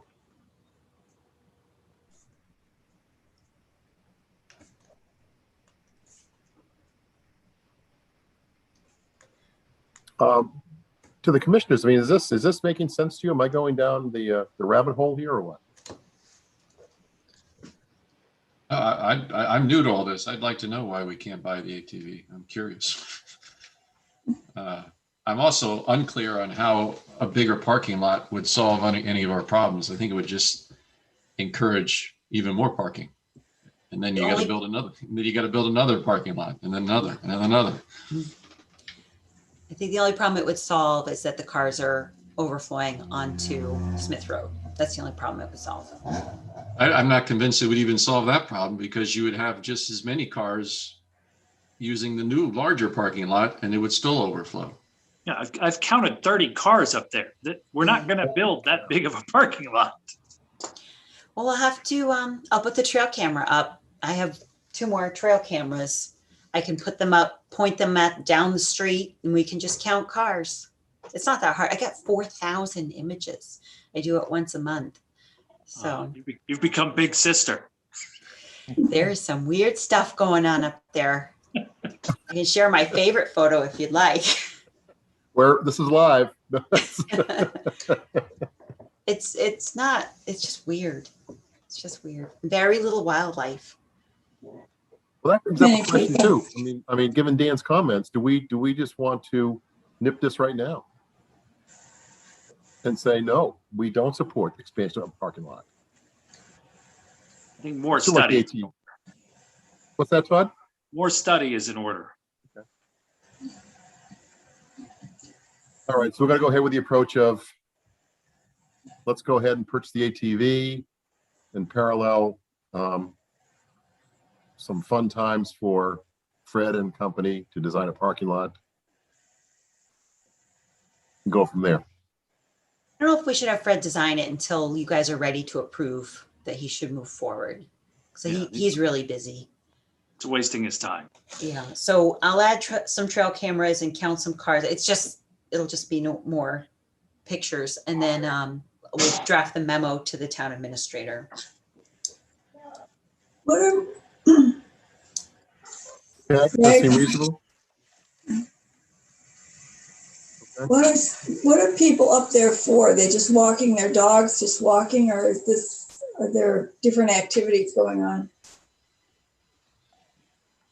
People are walking their dogs, hiking and mountain biking.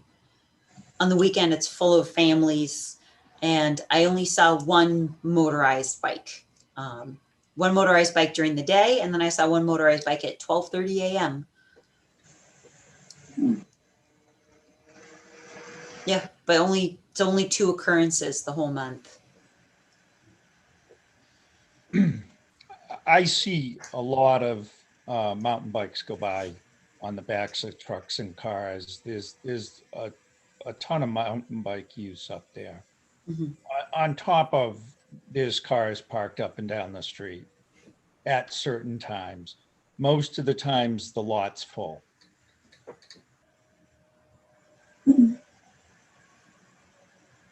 Is it illegal to park along the side of the road like that? As long as you leave room for one fire truck or school bus to get by, you can park along the public right of way.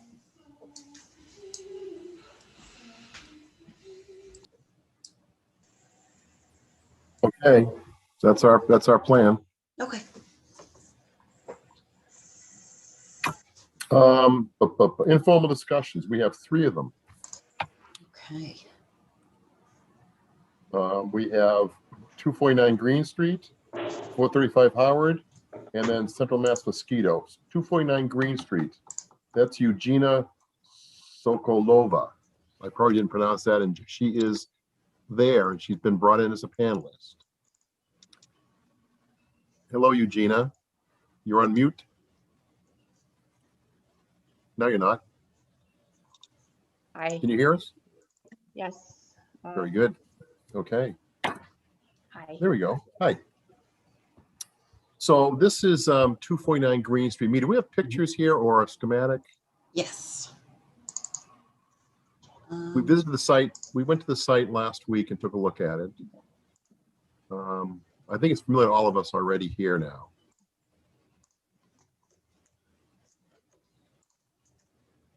But it's very high on the hill. There's a wetland resource area to the right of this picture down toward the street, a fairly large one. Yep. Oh, there's an intermittent brook there too. Mm-hmm. Sorry. Okay, so this is informal discussion tonight on that. And I guess we're looking that you are looking for a certificate of compliance at some point in time. Yes. And you've talked to Mia before, right? You've had discussion. And Mia has some concerns and questions about some of the work that was done outside of the order. So Mia, what's going on here from your perspective? So just with any certificate of compliance, we'd look for a list of deviations from the plan, from an engineer, and a statement that everything is functioning as designed. When I visited the site, some initial deviations I noticed were, let me see if I can share the screen again. Can you see Dan here? So this was a temporary sump. It's just a leaching basin that was put in during construction. And it's not on any plans for permanent use. And so if it's going to remain, it has to be engineered to be the right size, and we have to have an O&M for it, operation and maintenance plan for it. And then the second thing that I noticed was this stone here. And this is like a 1-inch, it's a beautiful landscape stone, but I have noticed it migrating. I don't know if I have any pictures. I mean, just a little bit at a time. It's not like pouring down the street, but after, 2-3 years of plowing, this, I imagine it's not going to be here anymore. Apologize for interruption, but we're not plowing, we're snow blowing that area. And you see that stone is remaining in that place, for the year almost. We went through the winter and all that stuff, so that stone is still there. And plus that stone next to the wall, it works beautifully because, it also works as a drainage towards two retaining wall, water retaining wall. And we didn't have any water on the driveway during the winter time and the springtime and during springtime, the fall, and whatever was coming up like a little bit, it was like still very clean, and so it goes like towards the towards like cleaning and retaining the water as well. Yeah, there was some stone migration on the other side of the driveway. Do you have some pictures there too?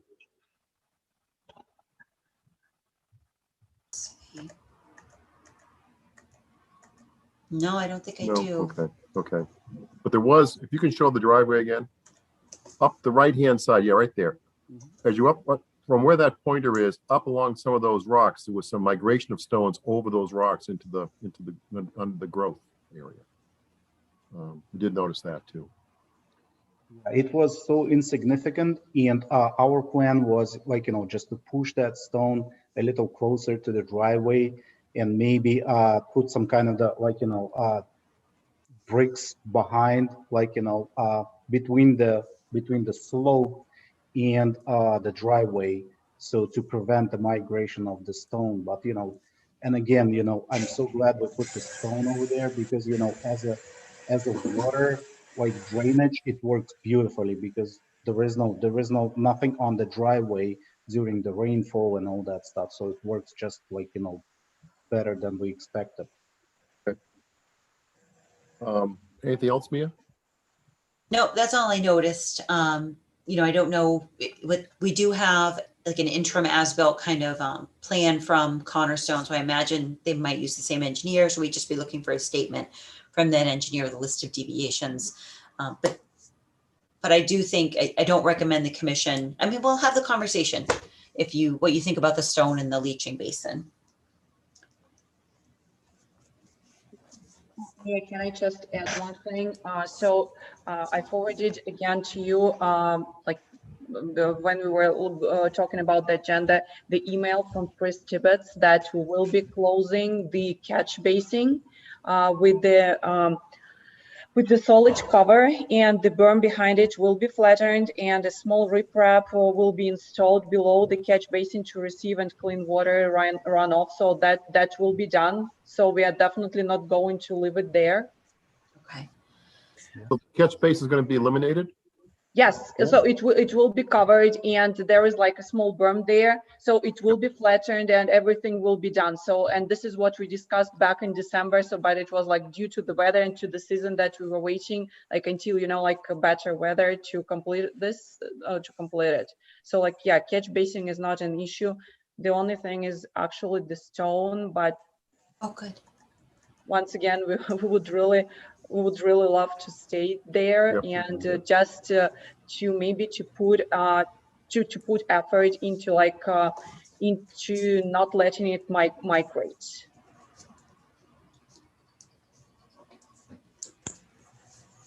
Questions, comments from the commission?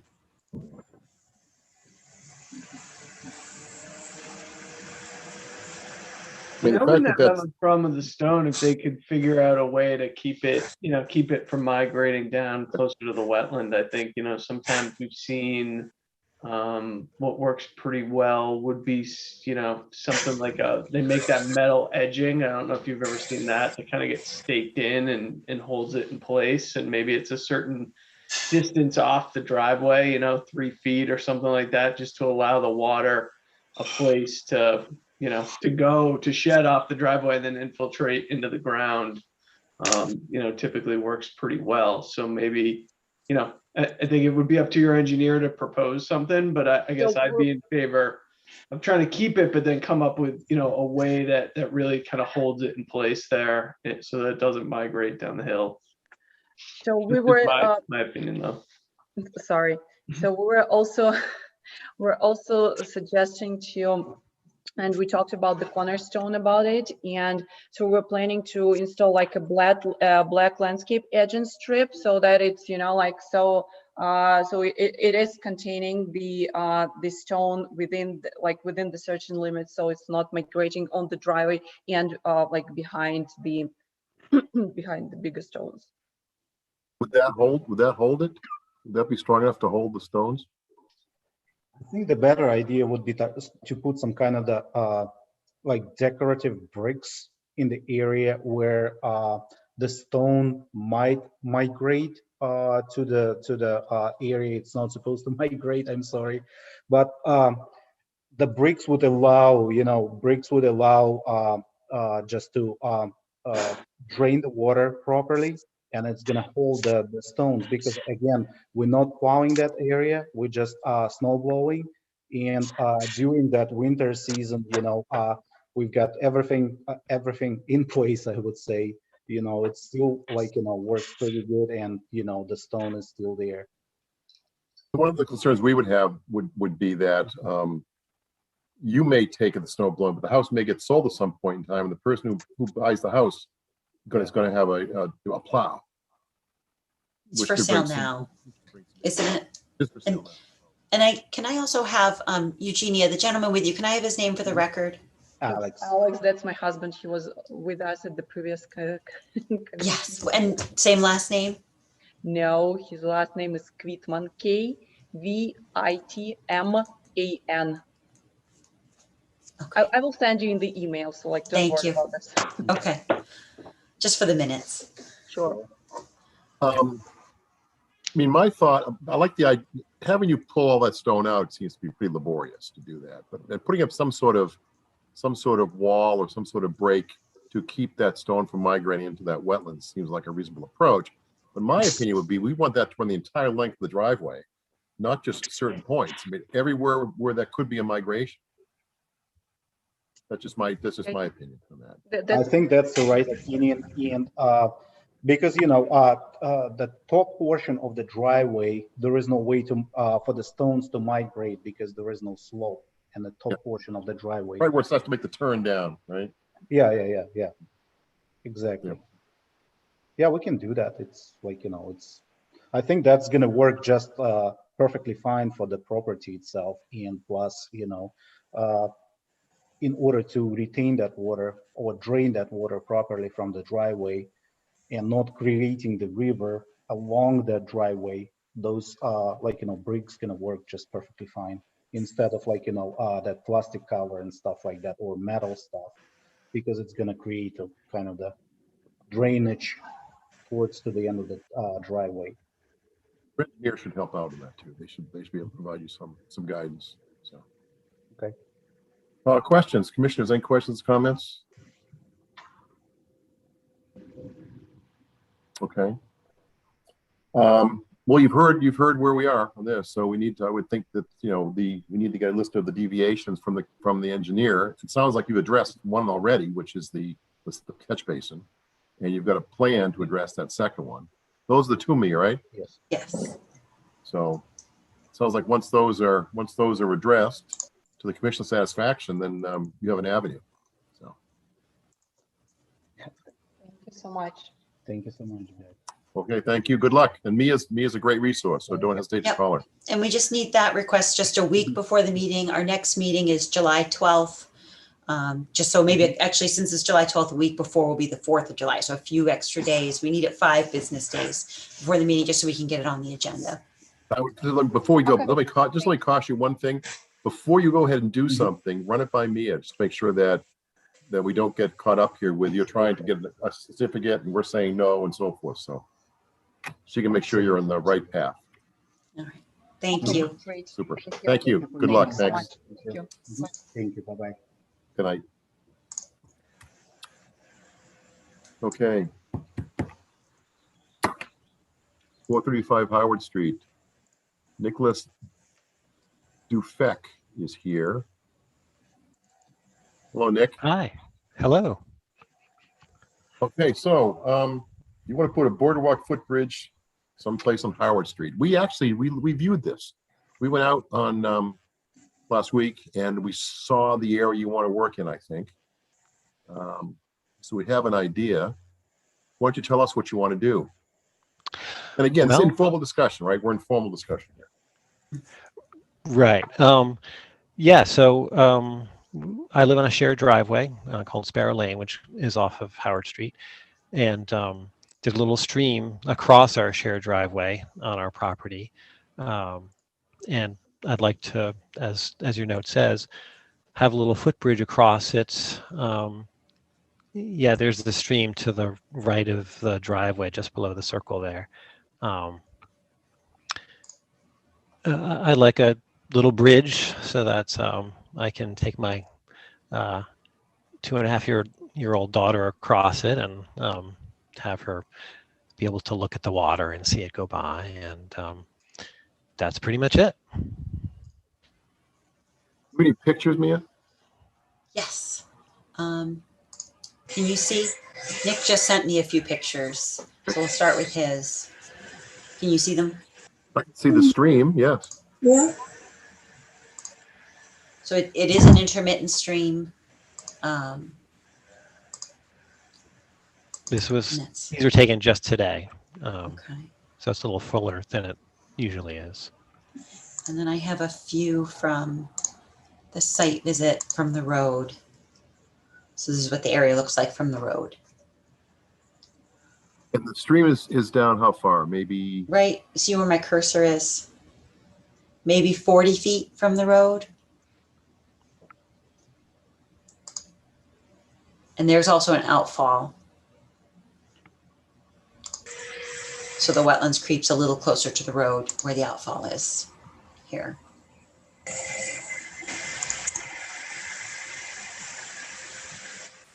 Nick, have you discussed this with Mia? Yes. Okay, so she's given you some concerns, potential concerns we would have, and maybe some means to address what you want to do?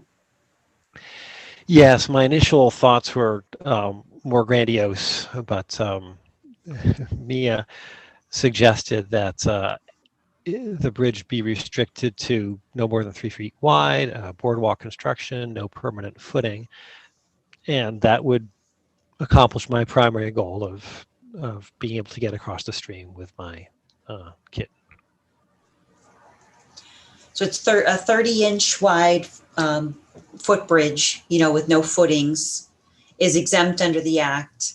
It's just a pedestrian pathway. Doesn't even need a permit. So no RDA would be needed? No, there'd Okay. be very little. It's just a boardwalk and a footpath. But if you want to get more complex than that, then you're going to run into some other regulations and other filing requirements and so forth. So Yeah, and no if tree this removal. works for you, Nick, it sounds like it's a good approach. Yeah, I think it works well for me. It's 30 inches is the max? Yeah, 30-inch wide footpath. Okay. And then the boardwalk would be just part of that footpath, and no tree removal would be allowed. We have a 25-foot no touch under the local bylaw. And so when you do that footpath, that we want to look for as little impact as possible, because we can't prevent you from accessing your land. You do have a right to access your land by foot and cross and walk. And so allowing you a footpath and a footbridge there is permitted. But then anything bigger than that, any tree removal, land clearing, anything wider than 30 inches would need a permit, the notice of intent. Okay, got it. So the path can be 30 inches, the footbridge itself can be 36 inches. 30 inches. It's 30 inches to keep any equipment off of it. It's just meant for people, not equipment. I see, okay. And is there a length restriction on the bridge? No, I don't think, let me double check, but I think I already checked that this is not within bordering land subject to flooding. Let me just double check.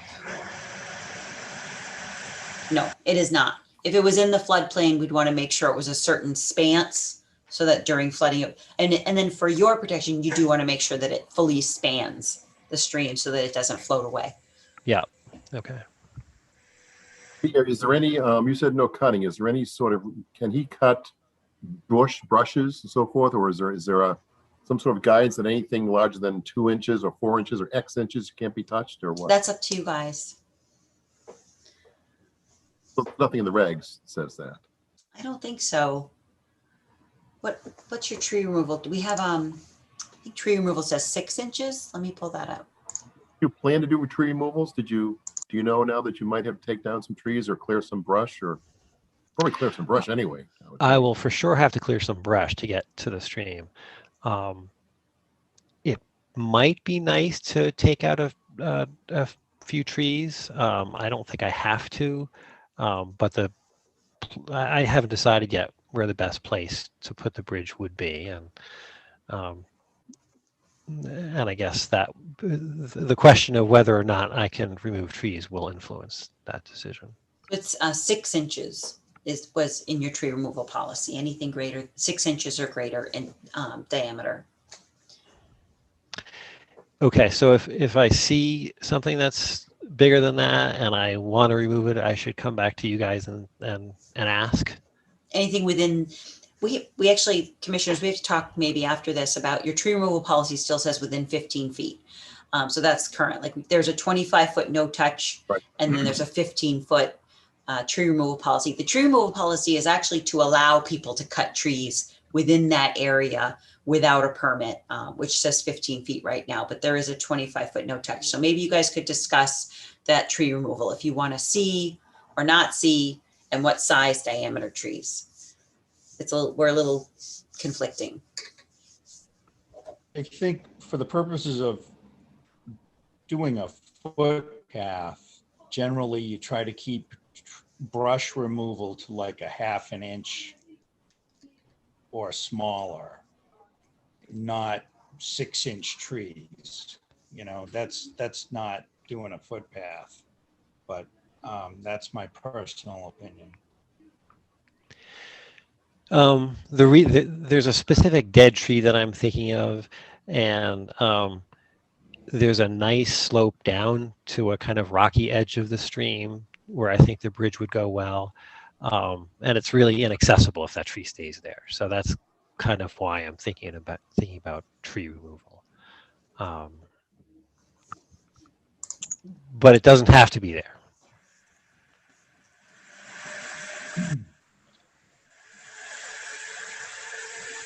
More comments from the commission? Well, you know, the other part of the forestry thing is that we can't really restrict people from harvesting firewood on their property for the use of firewood. Good point. So there's different ways to look at it. Yeah, and it's up to a cord a year.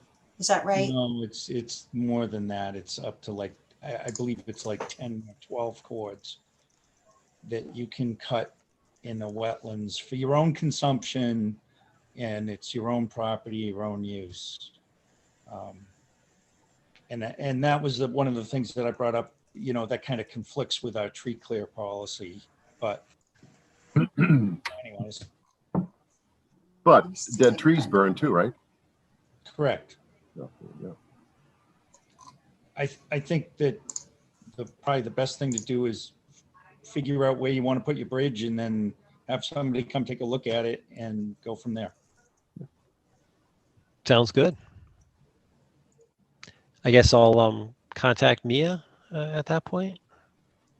Is that the right procedure? Yes. Yeah, Mia knows where we're coming from, I think. And if there was an issue of some sort, then we come back here. But as long as you build that bridge to spec as required, and Mia's happy with what kind of cuttings come down, if any, I think we're good. So we'd look at, you know, maybe staking in the location and keeping it to 30 inches. And then maybe you could either, you could mark the trees you want to remove, either with wetland flags. I would suggest wetland flags. In the end, you can use tape, but we could just use like, however you want to mark the trees. Then I could come out, take a look. We can talk about it. And then if you really need a bigger tree removed, we can come back to the commission, take photos of that tree, figure out if they need a permit. Okay. Great. Good. So I think the next step would be to site the trail with some wooden stakes, and they sell like this. It's called flagging. It's just a roll of like loose tape that you can tie around things. They sell it at Rockies. Okay, cool. And flag the trees you want to come out. Does that help, Nick? Yeah, very helpful. Thank you. Good luck. It sounds like a worthwhile effort, and we'll try and help you get there. Appreciate it. Thanks for your time. Thanks for yours. Take care. You too. All right. Mosquito control project. This was Todd's request. How timely. So this goes, I've been meaning to ask this for a while, but Mr. Duplex, my immediate neighbor, and on the other side of him, a couple years back, I dropped a dime on him because he was putting in a new lawn, and I figured I drove by it every day and it seemed like he should probably get an order, and he groused about it, but he ultimately did. And then a couple of years later, the mosquito control project comes along, and they must have torn up a 1/10 of a mile of that same stream that you just saw by straightening it and tearing up the banks. So my thought the whole time was, what's the point? Of them tearing up the stream? Well, we've made one poor bastard go through this whole regulatory thing to put in a lawn on the other side of a paved driveway when the mosquito control people come through and they completely denigrate the same resource, the exact same resource. So they do and there's have no mosquitoes, by the way. Really? I could look into that specific project and see how that got that way. That last summer they showed up. They came in with like 4 pickup trucks and a little backhoe thing, and they scraped out the whole thing. The same. I didn't see anything when I was on. So it's on Sparrow Lane, that same area. They went from Howard Street all the way back to where it crosses where Sparrow Lane crosses the culvert. Let me pull up.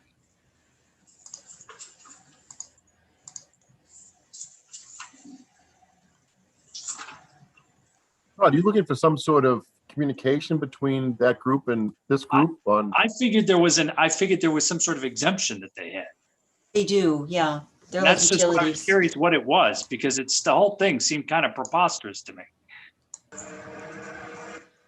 So can you see this map here? Yeah. You said this whole stream from Howard Street? Yeah, you got it from where the cursor is back to where it crosses right there. Yep. Right here. Are you sure that wasn't part of the forestry management? This was the mosquito control people? I'm nearly certain it was, because I think that's what it said on the sides of the trucks. So Howard Street along Sparrow Lane. They channeled and cleared, because what they do is cleared the side. Yeah. When there's pooling water, when the water's not moving, the town of Northboro is a member of the Central Mass Mosquito Control Project. And so we pay them an annual fee.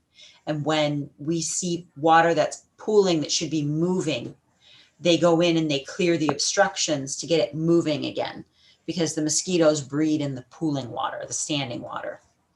But they shouldn't be creating new wetlands or altering wetlands. They're supposed to be maintaining and clearing obstructions. Okay.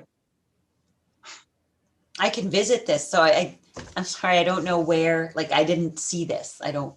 No, and I didn't say anything because I figured it was completely legit and they had an exemption to do it. They do. I mean, there's plenty of standing water in town that they're not going to get to. I mean, it just makes no sense. There's standing water. There's standing water on the other side of the culvert that's always going to be there. It's a swamp. Yeah, they can't alleviate all standing water. They would spray. If it's a swamp, standing water, breeding area, they spray it. Okay. You've answered my question. I think from informal discussion, for my purposes, it's over. They've got some sort of exemption. They're not supposed to be doing anything other than moving obstructions to keep the water flowing. And I guess those are vegetative obstructions. They're not going to be taking rocks or altering, meanders in order to straighten it, to make it flow No, they fast? shouldn't be straightening it, no. But like the best examples on Church Street, there's kind of that old man-made, let me see if I can find it. Oops, I have the FEMA zones on.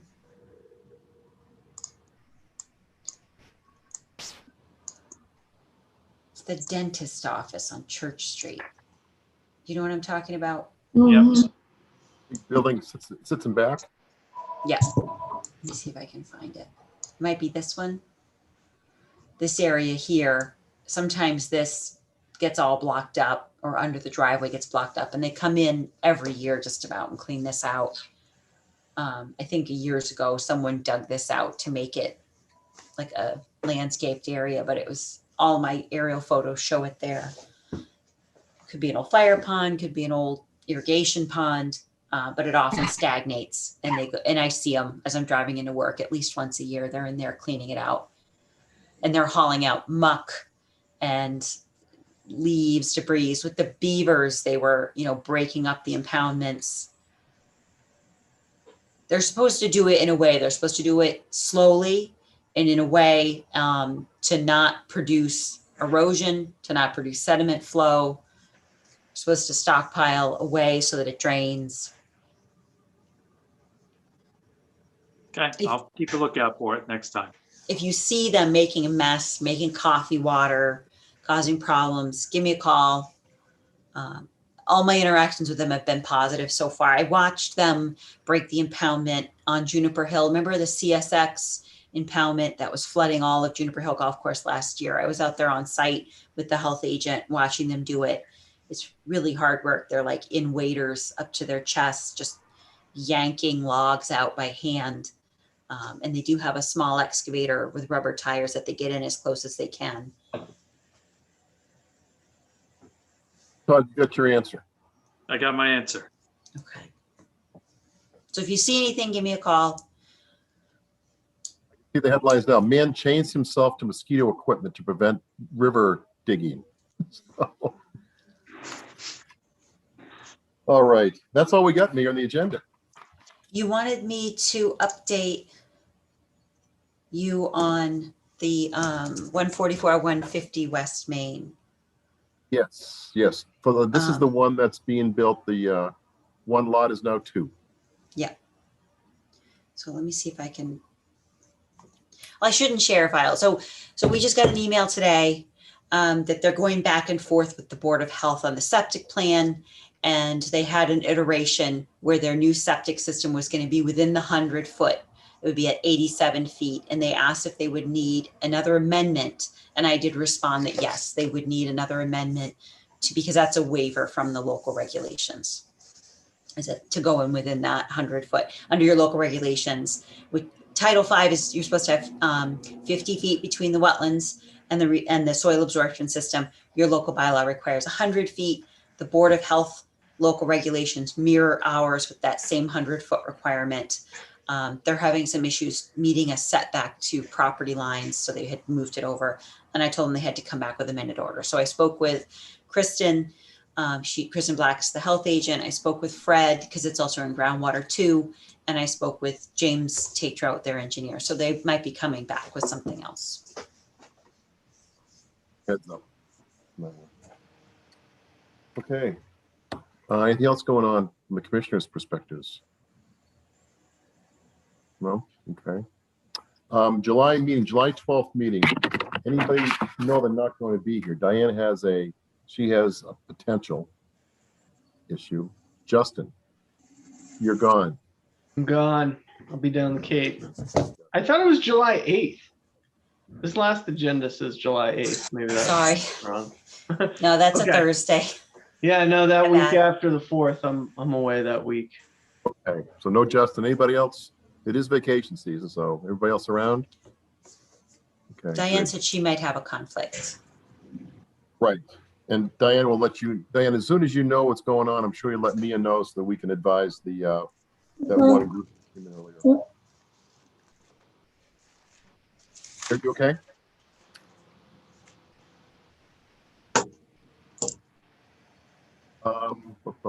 And in August, Right now, August 9th is the proposed date, and Mia has a conflict, so she's proposing moving to the 16th of August. It's me. I don't know if anybody knows that they're going to be away during August 16th. No, not at this point in time. Okay. Do you mind if I change it on the website? I think you have to vote to approve to move the meeting date because you had voted to approve the calendar previously. So moved. Second. By Diane, roll call. Tom Beals. You're muted, Tom Beals. Yes. Okay, Dan Clark, Yes. Justin Dufresne, Yes. Diane Goldner, Yes. Todd Helwig. Yes. I vote yes. August 16th it is. Thank you. That's all we got. 0 Hudson Street, you think? Next month? So far, yeah, but I mean, they've requested a lot of continuances, so it's their schedule. You know, they're the applicant. Very good. Thank you, folks. Move to adjourn. That's right. And let's need a second on that. Second. Tom Tom? Beals. Okay. 8:22 Is that a p.m. yes, Tom? Yes. Dan Clark, Yes. Justin Dufresne, Yes. Diane Goldner, Yes. Todd Helwig, Yes. and I vote yes. So Good night, one more folks. thing before Yeah. you go, if as of right now, we are planning on meeting in person on July 12th. We haven't received anything different from the state, but it's still moving through legislature, but we don't know what it looks like yet. So the planning board is meeting in person tomorrow night. We're planning on meeting in person July 12th. If any of you have any issues meeting in person, please reach out to me and to Greg or either of us, and we will try to do everything we can to make you feel comfortable and safe. Very good. Awesome. Thank you. Thank you, Jim. Thank you, Jim DiGiulio. Another great job.